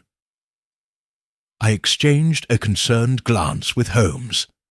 Darby was clearly delirious, the combination of his injuries and mental agitation producing a dangerous state of hallucination. "Mr. Darby," I said in my most reassuring medical tone, "you have reopened your wound and should be in bed. Allow me to assist you back to your room." "No." The sudden vehemence of his response made me step back. "I will not leave her again. Not until I have made my confession." "Then confess, Arthur," Patel said quietly. "Tell them what you did to Sophia." Darby's gaze shifted to his servant, and a look of profound sadness replaced his manic intensity. "You knew all along, didn't you, Patel? You who promised to serve and protect her." "I failed in that promise," Patel replied, his composure cracking slightly. "But I will not fail in my promise to see justice done." "Justice." Darby turned the word over as if tasting it. "That's what she demands. Not vengeance. She was always too gentle for that. But simple justice." His feverish gaze returned to Holmes. "You were brought here to deliver it, Mr. Holmes. I understand that now.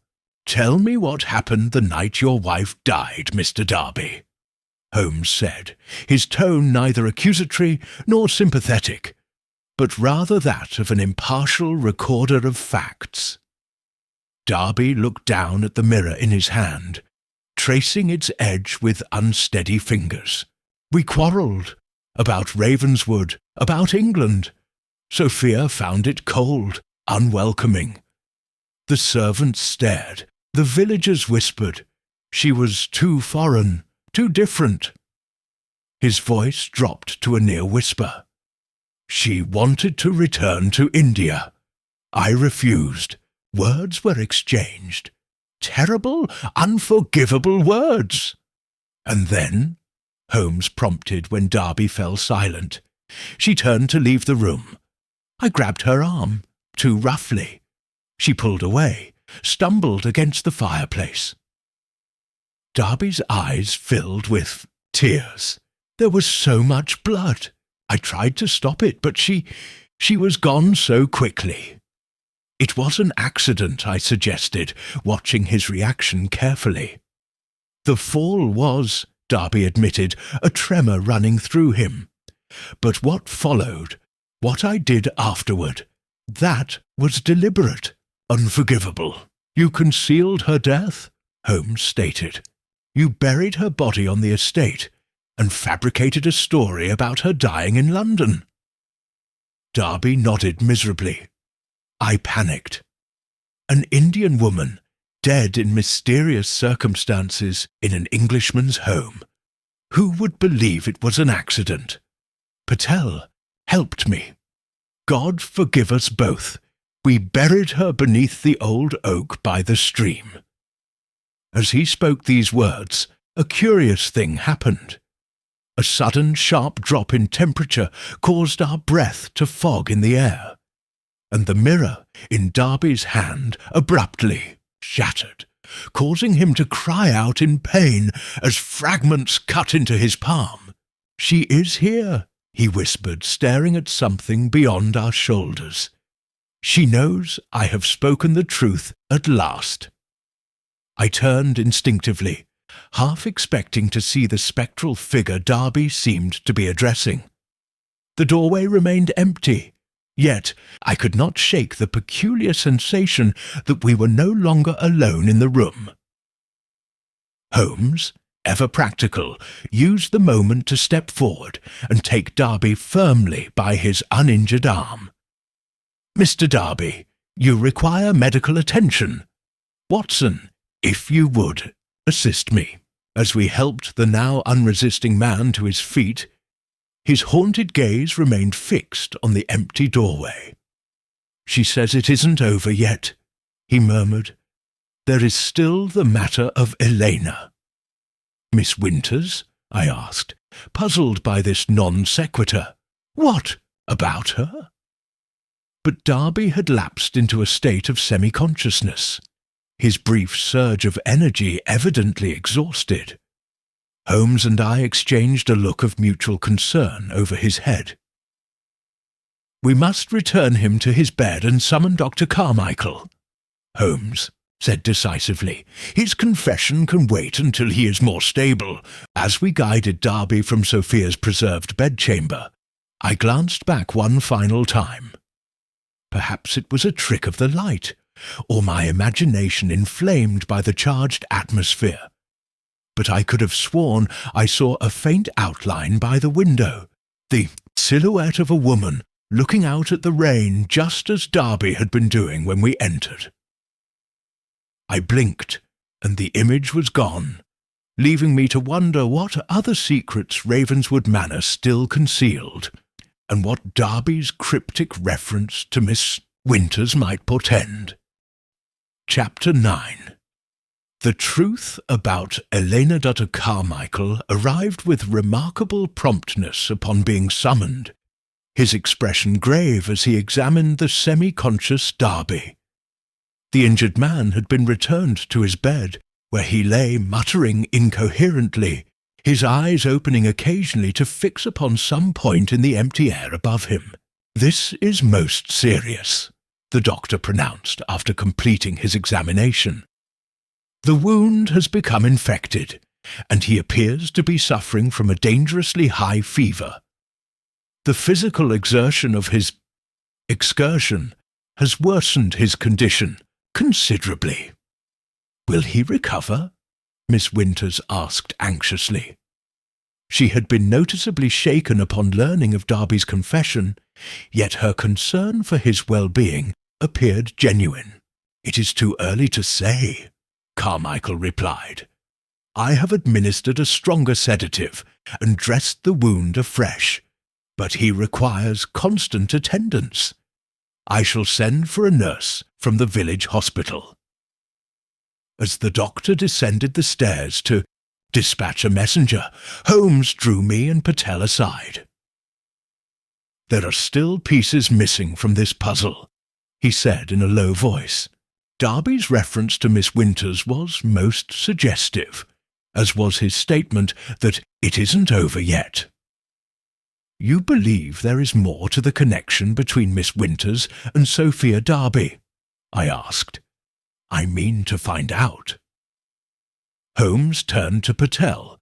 "You mentioned that Miss Winters' father was Darby's business partner in India. I would appreciate a more complete account of their relationship." Patel glanced toward the staircase to ensure we were not overheard. Robert Winters was a merchant who had fallen on hard times. When Mr. Darby arrived in Bombay, he invested substantially in Winters' failing business, effectively saving him from ruin. The two families became socially intimate. Elena, then 16, was often in the company of Sophia, who treated her as a younger sister. And when her parents died of fever, Holmes prompted, it was shortly after Mr. Darby and Sophia were married. The Winters had no relatives in India, and none in England willing to take responsibility for Elena. Mr. Darby's decision to become her guardian was considered most generous, particularly as the Winters estate proved to be encumbered with significant debt. Holmes's eyes narrowed thoughtfully. Was there any particular attachment between Darby and Miss Winters? Patel hesitated. Mr. Darby always behaved with perfect propriety toward Miss Winters, but Sophia once confided to me that she found his interest in the girl's welfare excessive. She believed his guardianship was motivated by more than mere charity.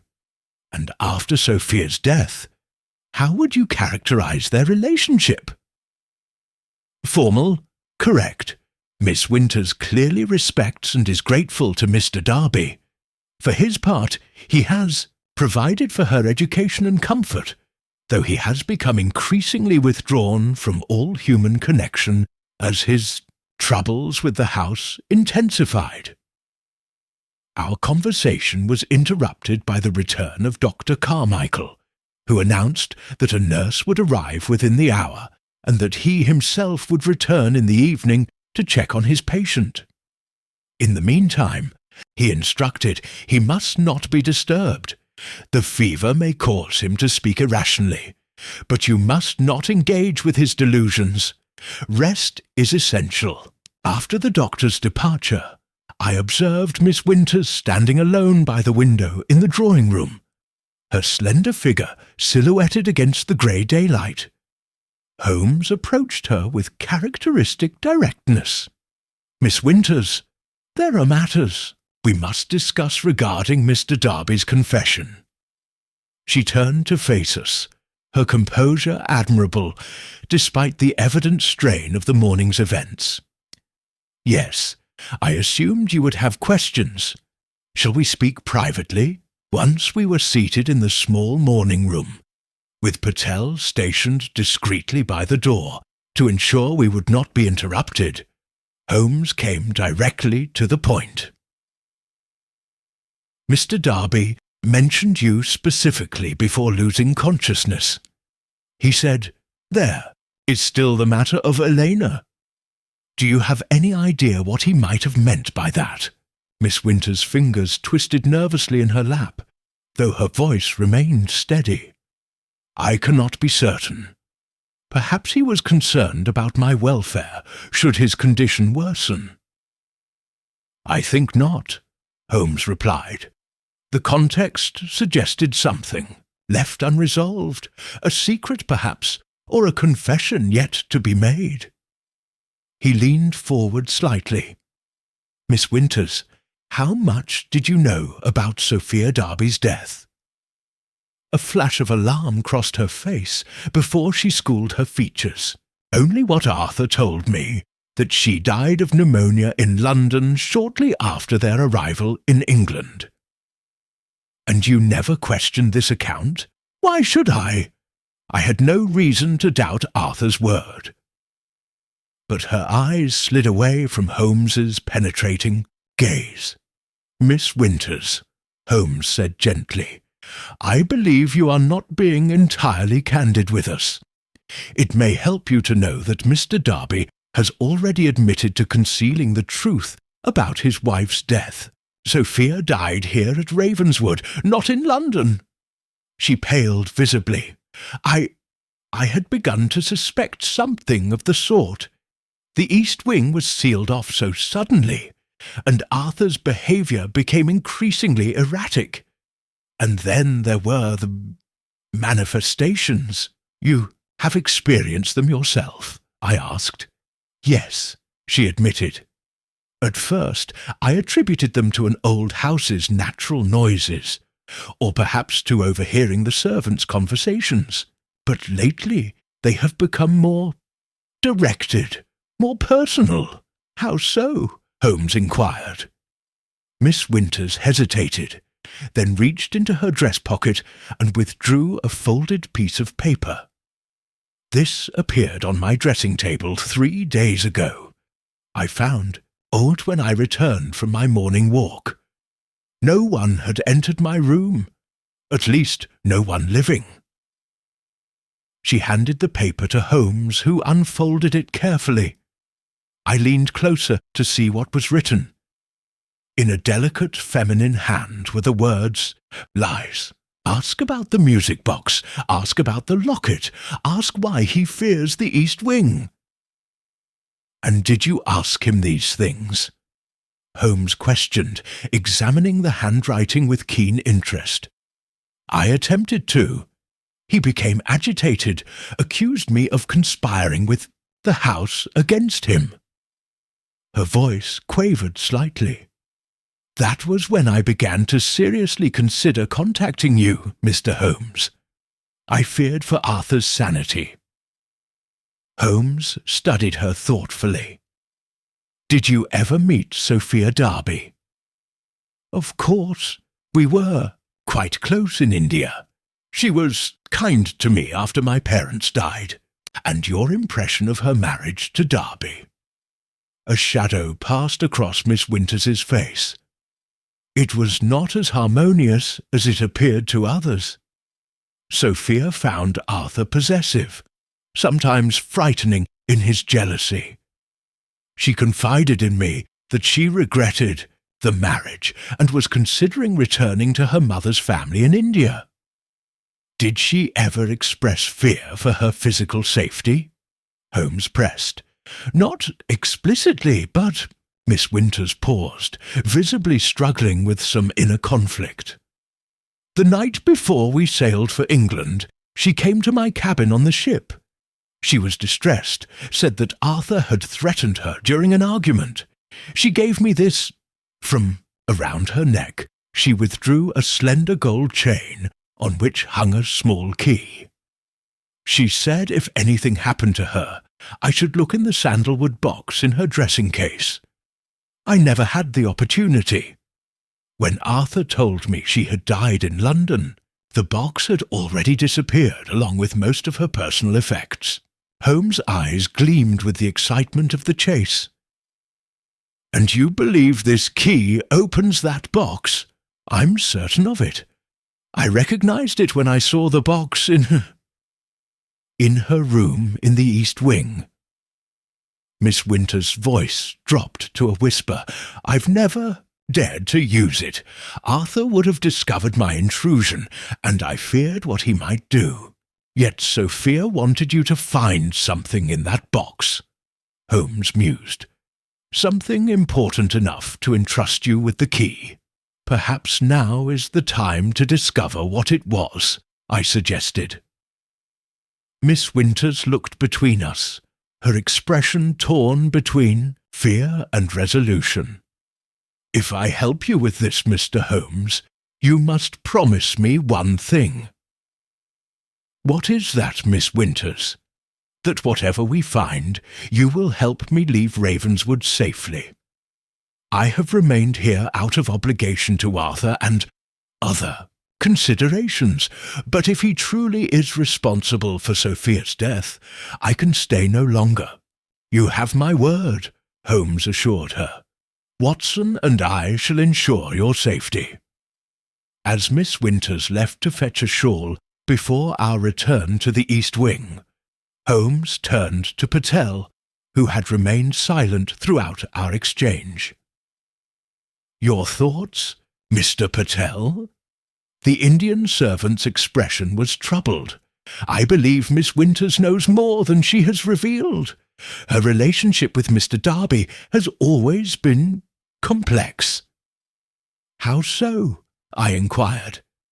"There are currents beneath still waters, Doctor." "Watson," Patel replied cryptically, "I have observed Miss Winters watching Mr. Darby when she believes herself unobserved. Her feelings toward him are not simply those of a ward toward her guardian." Before Holmes could pursue this intriguing observation, Miss Winters returned, her face set with determination. "I am ready, Mr. Holmes. Let us discover what Sophia wished me to find." As we made our way once more toward the east wing, I noticed the rain had finally ceased, though the sky remained leaden. The temporary respite seemed to mirror our own situation, a brief calm in the midst of a gathering storm, with the heaviest deluge yet to come. Chapter 10. The Sandalwood Box.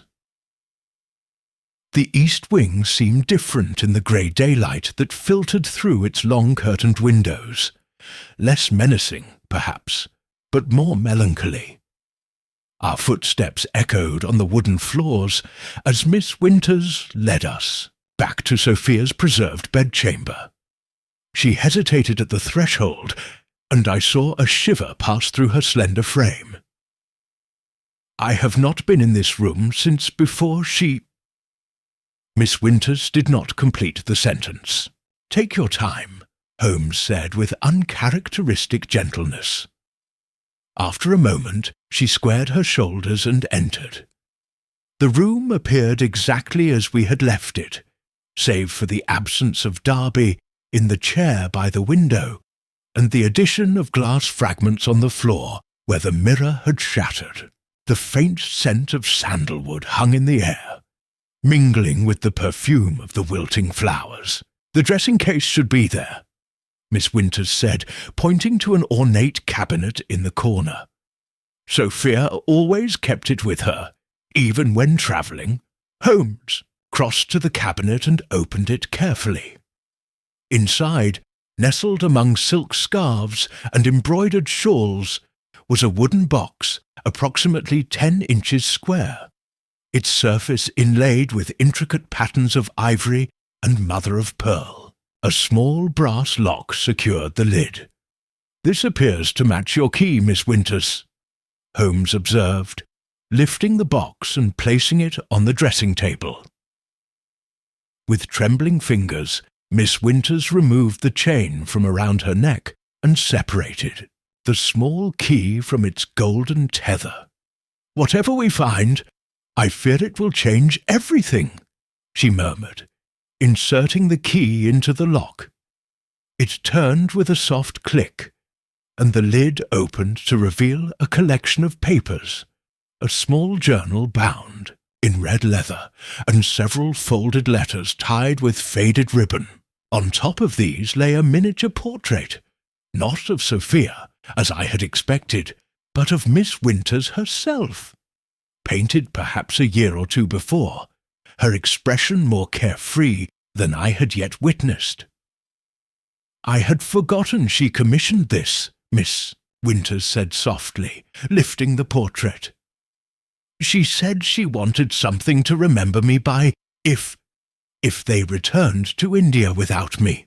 Holmes had already begun to examine the papers, his keen eyes scanning their contents rapidly. "Most interesting," he murmured. "These appear to be legal documents, a deed of transfer, and what appears to be a will, both executed in Bombay shortly before your departure for England. Sophia made a will?" Miss Winters looked surprised. "She never mentioned such a thing to me." "Not only a will, but one that names you as her primary beneficiary." Holmes handed her the document. It appears that Sophia Darby possessed a modest but independent fortune inherited from her mother's family. She has left the entirety of it to you. Miss Winters accepted the paper with evident shock. "But this makes no sense. Why would she leave her estate to me rather than to her husband? That, I suspect, is explained in these." Holmes had untied the ribbon that bound the letters. "These are correspondence between Sophia and a solicitor in London, arranging for the transfer of her funds to a separate account beyond her husband's control. The last letter acknowledges receipt of her instructions and confirms that the arrangements have been made." She was planning to leave him, I realized aloud. Yes, and ensuring her financial independence before doing so. Holmes lifted the red leather journal, and I suspect this may tell us why. Before he could open it, however, a curious change came over the room. The temperature dropped perceptibly, causing our breath to form visible clouds, and the curtains stirred as if disturbed by a draught, though the windows were firmly closed. The flame of the single candle we had lit flickered violently, nearly extinguishing before steadying again. Miss Winters gasped, her hand flying to her throat. "She's here," she whispered. "Sophia is here with us." I confess that, despite my rational inclinations, I too felt the distinct impression of an unseen presence. Holmes, true to his nature, appeared unmoved by the supernatural aspects of the moment, his attention fixed firmly on the journal in his hands. "Let us see what Sophia Darby wished to communicate," he said, opening the small book to its first entry. As he began to read selected passages aloud, Sophia's voice seemed to emerge from the pages, painting a portrait of a marriage that had deteriorated with alarming rapidity. April 15th, 1886. Arthur's jealousy grows more oppressive with each passing day. Today he accused me of encouraging the attentions of Captain Forrester, though I merely exchanged commonplace pleasantries with the man at the governor's reception. When I protested my innocence, he seized my arm with such force that it left a bruise. I begin to fear I have made a terrible mistake in this marriage. V. May 3rd, 1886. Arthur has announced we shall depart for England within the month. He claims the climate no longer agrees with him, but I suspect his true motive is to remove me from my few remaining friends and connections. I have written to Uncle Harish, asking if I might return to the family home should circumstances become intolerable. His response was immediate and affirmative. May 20th, 1886. A development I scarcely dared hope for. My mother's trust has matured, and the solicitor informs me that I now have access to funds entirely separate from Arthur's control. I have instructed Mr. Pennyworth to arrange matters so that I might live independently if necessary. Arthur knows nothing of this inheritance, as I never revealed the full extent of my mother's family's resources. June 7th, 1886. We sail tomorrow. I have confided in Elena and given her the key to this journal and my papers. She is the only one I trust completely. Arthur's behaviour toward her troubles me deeply. His guardianship, while generous in appearance, seems motivated by something more possessive than mere charity. I have observed how he watches her when he believes himself unobserved. It awakens a dread I cannot name. Holmes paused, looking up at Miss Winters, whose face had gone very pale. "Did you suspect Mr. Darby's interest in you was inappropriate?" he asked quietly. She shook her head, though her expression was troubled. "Not at the time. I was grieving my parents, grateful for his protection. Sophia never spoke to me directly of her concerns, though she often urged me to maintain my independence and continue my education." Holmes returned to the journal, turning to the final entries. July 1st, 1886. We have arrived at Ravenswood. The house is as imposing and unwelcoming as its master has become. Arthur has assigned me rooms in the east wing, far from his own chamber and from Elena's. I believe he means to isolate me, perhaps to break my spirit, but my resolve only strengthens. Once my affairs are in order, I shall leave this place. Elena must come with me. I cannot bear to think of leaving her in his power. July the 3rd, 1886. Tonight I shall tell Arthur my decision. I have written to Mr. Pennyworth, confirming my instructions regarding the transfer of funds. My bag is packed with essentials. If matters become difficult, Patel has arranged for a carriage to take us to the station at first light. This will be my final entry at Ravenswood. When next I write, it shall be as a free woman once again. Holmes closed the journal gently. And so we have it. Sophia Darby planned to leave her husband and take Miss Winters with her. The confrontation that followed led to her death, accidentally, if we are to believe Darby's account. But why did she fear for me specifically? Miss Winters asked, her voice barely audible.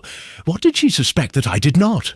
Before Holmes could respond, the door to the bedchamber swung open with sudden violence, revealing the figure of Arthur Darby. He stood swaying in the doorway, his face ghastly pale, except for 2 spots of feverish colour high on his cheekbones. The bandage on his head was soaked through with blood, and his eyes burned with an almost supernatural intensity.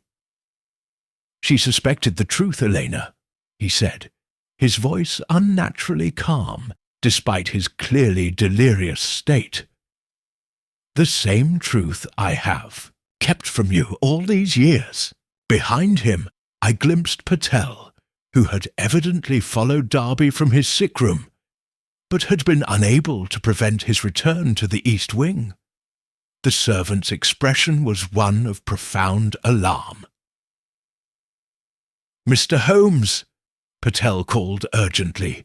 "He is not himself. The fever has affected his mind." But Darby's attention was fixed solely on Miss Winters, who had risen to her feet, clutching Sophia's journal to her chest like a shield. "The time has come, my dear," Darby continued, taking an unsteady step into the room.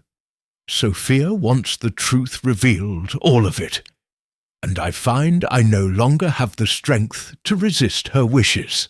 As he advanced toward us, I moved protectively toward Miss Winters, my hand slipping into my pocket where my revolver lay in readiness.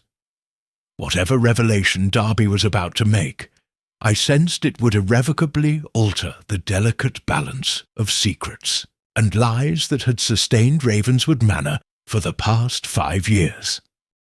Chapter 11. The Final Truth.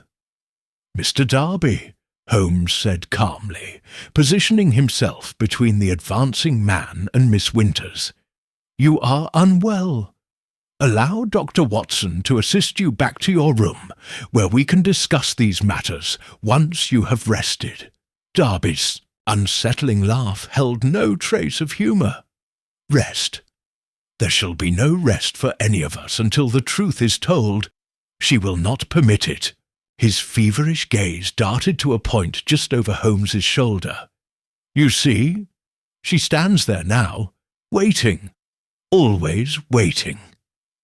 Despite myself, I glanced in the direction he indicated. The space appeared empty, yet the chill in the room had intensified to an almost unbearable degree. "What truth, Arthur?" Miss Winters asked, her voice trembling slightly. "What has Sophia been trying to tell you, to tell us?" Darby's attention fixed upon her with unnerving intensity. "Ah, Elena, always so innocent, so trusting. Did you never wonder why I took such particular interest in your welfare? Why, of all the orphaned girls in Bombay, I should select you as my ward? Miss Winters paled visibly. You were my father's friend and business partner. It was an act of charity. Charity! Darby spat the word. Is that what you believe? That I rescued you from penury out of the goodness of my heart? Peach took another unsteady step forward. No, my dear. I brought you to Ravenswood because you are mine. My blood runs in your veins. A shocked silence followed this declaration. Miss Winters's eyes widened in disbelief as she struggled to comprehend his words. That's impossible, she whispered at last. My father was Robert Winters. Robert Winters was a convenient fiction. Darby's voice rose with emotion. A man willing to claim another's child as his own for the right price. Your mother and I, we were indiscreet. When she discovered her condition, she turned to Winters, who was already courting her. He agreed to marry her quickly and acknowledged the child, you, as his own. In return, I financed his business ventures and guaranteed his comfort. No, Miss Winters shook her head in denial, though the colour had drained entirely from her face. I don't believe you. It is the truth, Patel said quietly from the doorway. Sophia discovered it shortly before her death. There were letters, correspondence between your mother and Mr. Darby that confirmed your parentage. Holmes turned to the servant sharply. You knew this? I suspected, Patel admitted.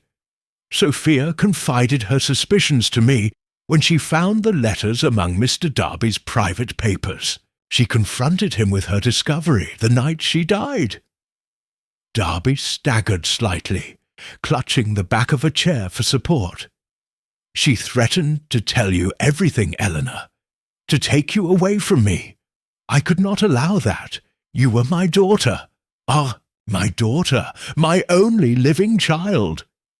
So you killed her, Miss Winters said, horror dawning on her face. Not accidentally, as you claimed. You murdered Sophia because she discovered your secret. She fell, Darby insisted, though his voice lacked conviction. But yes, I did not try to save her when I could have. I watched the life drain from her eyes and did nothing, and then Patel helped me conceal what I had done. Under duress, Patel interjected firmly. You threatened to implicate me in her death if I did not assist you. A tense silence followed this exchange, broken only by the laboured sound of Darby's breathing. His condition was clearly deteriorating. He swayed on his feet, his face ashen beneath the feverish flush. The house knows, he whispered, his eyes wild. It has always known. Sophia's spirit could not rest while the truth remained hidden. She has haunted me, tormented me these 5 years, moving objects, whispering accusations, appearing at the foot of my bed in the darkest hours of night. And the telegram that brought us here, Holmes said. You believe Sophia somehow influenced Patel to send it? Who else? Darby laughed. A terrible broken sound. The house has turned everyone against me, one by one. Even my faithful Patel. He spoke. The candle flame guttered violently, and a sudden gust of cold air swept through the room, though all windows remained closed. The curtains billowed as if caught in a strong breeze, and the papers from Sophia's box scattered across the floor. She is here, Darby whispered, staring at the empty space beside Miss Winters. More present than ever before. Whether it was the effect of his fever, the oppressive atmosphere of the room, or some phenomenon beyond rational explanation, I too felt an overwhelming sense of another presence, not malevolent, but implacably determined. Holmes, ever the pragmatist, seized the moment to take control of the situation. "Mr. Darby, you have made a full confession to the concealment of your wife's death, if not to her murder. I must inform you that when you are sufficiently recovered, the proper authorities will need to be notified." "It matters little now," Darby murmured, his strength visibly waning. "I have lived with my guilt long enough." "But Elena—" He looked beseechingly at Miss Winters. "Can you ever forgive me? Can you accept the truth of who you are?" Miss Winters stood straighter, a new resolve evident in her bearing despite the shock she had endured. "I do not know who I am any more, Arthur. If what you say is true, my entire life has been constructed upon lies. But I know this much. I am not yours to claim. Whatever blood we may share, your actions have severed any bond between us." Darby flinched as if struck. "You cannot mean that. Everything I have done—" "Everything you have done has been for yourself," she interrupted with quiet firmness. "You kept me like a possession, just as you kept this house, just as you attempted to keep Sophia. But people are not possessions, Arthur. We cannot be owned or controlled." She stepped toward him, no longer cowering. "I pity you. You have made yourself a prisoner in this house, haunted not by Sophia's ghost, but by your own unconfessed sins." The truth of her words seemed to strike Darby with physical force. He staggered backward, his face contorting with a mixture of grief and rage. "No!" he cried. "You cannot leave me as she tried to do. I forbid it."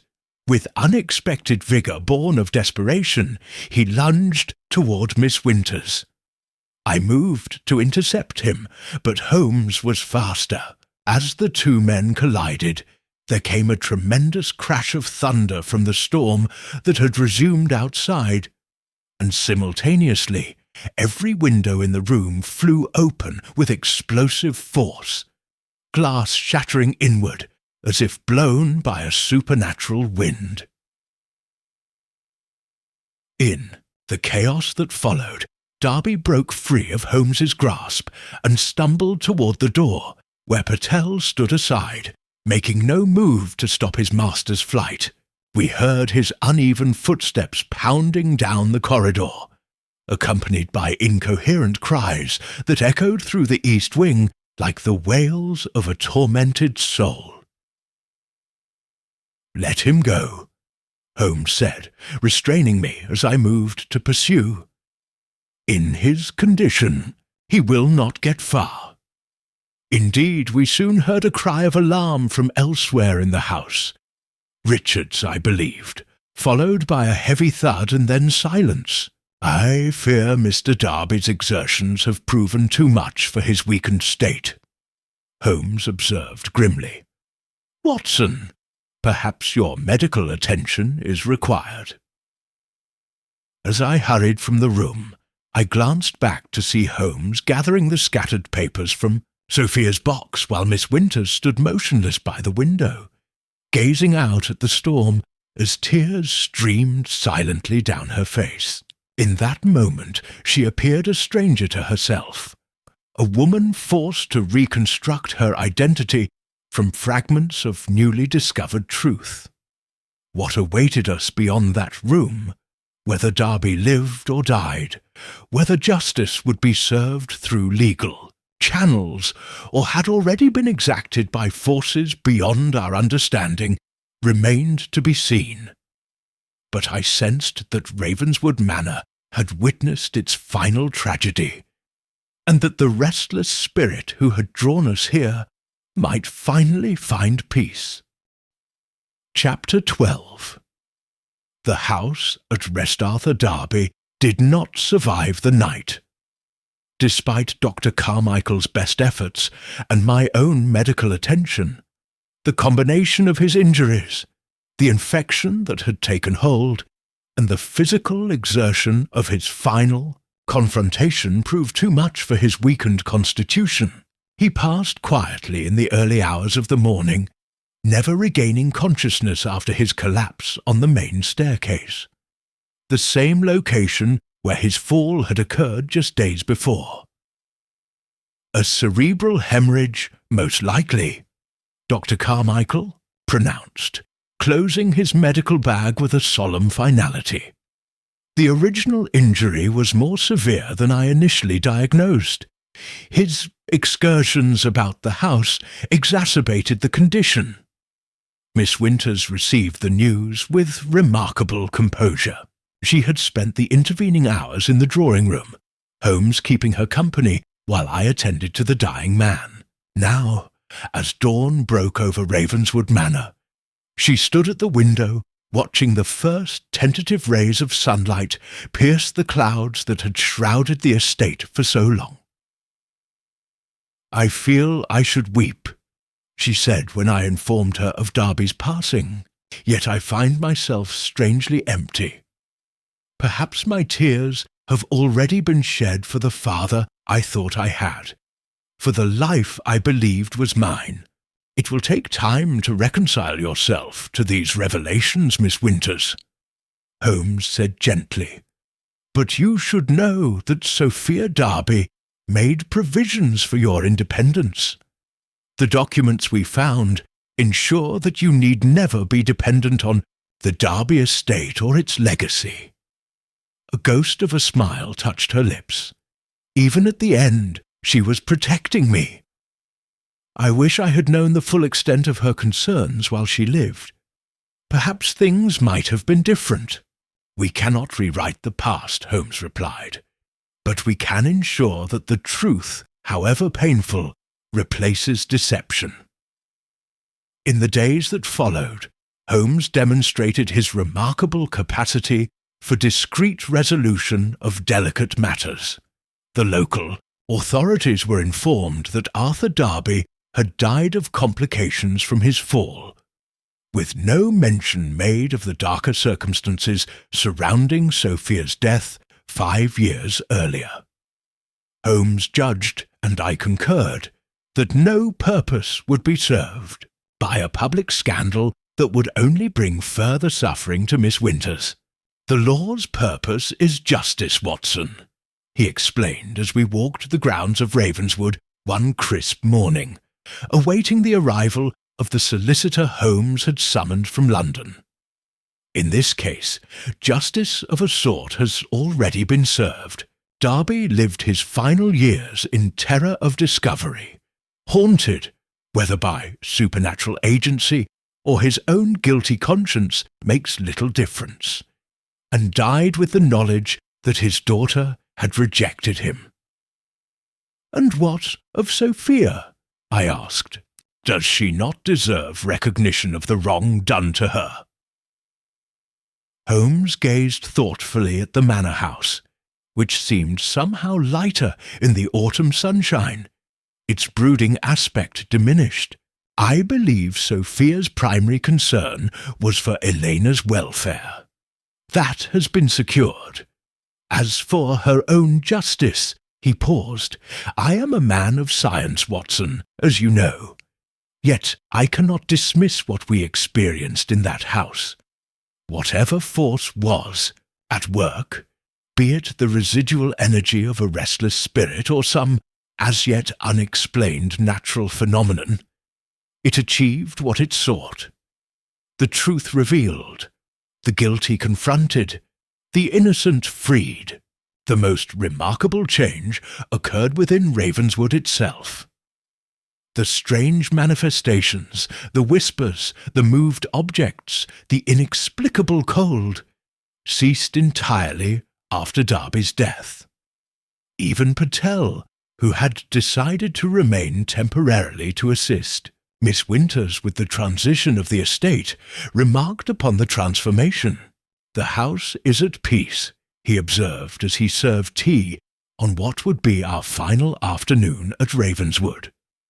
For the first time since we arrived from India, it feels merely like a house, not a tomb, not a prison. Miss Winters had decided to sell the property, using a portion of her newly confirmed inheritance from Sophia to establish herself in London. "I cannot remain here," she explained. "Too many shadows, too many painful memories. I need to discover who I truly am, apart from all the lies." Holmes had arranged for the eminent solicitor, Mr. Harrington, to handle both the administration of Sophia's estate and the legal matters concerning Ravenswood. He arrived on our final day, a precise elderly gentleman whose efficiency was matched only by his discretion. "Everything appears to be in order, Miss Winters," he announced after reviewing the documents Holmes had discovered. "Mrs. Darby's will is quite clear, and her investments have performed admirably in the interim. You will find yourself comfortably situated with no financial need to ever marry, should that be your preference." "It is a relief to have choices," she replied, "when so much of my life has been predetermined by others' decisions." As we prepared to depart Ravenswood the following morning, I observed Miss Winters standing alone in the entrance hall, gazing up at the portrait of the first Mrs. Darby that hung above the fireplace. "I have decided to have Sophia properly buried," she told me when I approached. "Patel will show me where they concealed her body. She deserves a marked grave and the dignity of proper mourning." "A fitting tribute," I agreed. "Dr. Watson," she said hesitantly, "do you believe in ghosts? In spirits who cannot rest until justice is done?" I considered my answer carefully. I believe there are more mysteries in this world than science has yet explained. Whether Sophia's spirit truly walked these halls, or whether the power of guilt and conscience created the impression of her presence, the effect was the same. The truth emerged as truth inevitably must. She nodded slowly. "Last night I dreamt of her, not as a vengeful spectre, but as I remembered her in India, smiling, serene. She told me to live freely, unburdened by the past. When I woke, I found this on my pillow." From her pocket, she withdrew a single dried petal from a lotus flower. "Sophia's favourite, according to Patel. The last lotus in the conservatory bloomed and died 3 months ago," Miss Winters said quietly. "There are none in the house. I had no rational explanation to offer, nor did I attempt one. Some mysteries, I have learned, are best left unresolved." Our journey back to London was made in contemplative silence, each of us absorbed in our reflections on the strange case of Ravenswood Manor. It was only as our train approached the outskirts of the city that Holmes finally spoke. "An instructive case, Watson," he remarked, gazing out at the passing landscape. "It reminds us that the most dangerous threats often lurk within domestic walls, concealed by respectability and position." "And the supernatural elements?" I prompted. "You've scarcely commented on them." A slight smile touched his austere features. "I maintain that there is a scientific explanation for everything we witnessed. However," he added, seeing my sceptical expression, "I concede that our current understanding may not yet encompass all the forces at work in this world. The house knew guilt, Watson, whether through Sophia's lingering presence or through the accumulated weight of secrets embedded in its very walls. Either explanation offers its own kind of truth." That evening, as we settled once more into our familiar quarters at Baker Street, I found myself listening for whispers in the walls, for the subtle movements of unseen presences. There were none, of course, only the comforting sounds of Holmes's violin as he played a melancholy air, his tall figure silhouetted against the window. Yet in the quiet hours before dawn, as I drifted between wakefulness and sleep, I could have sworn I caught the faint, fleeting scent of lotus blossoms, a gentle reminder that some mysteries transcend even Sherlock Holmes's remarkable powers of deduction.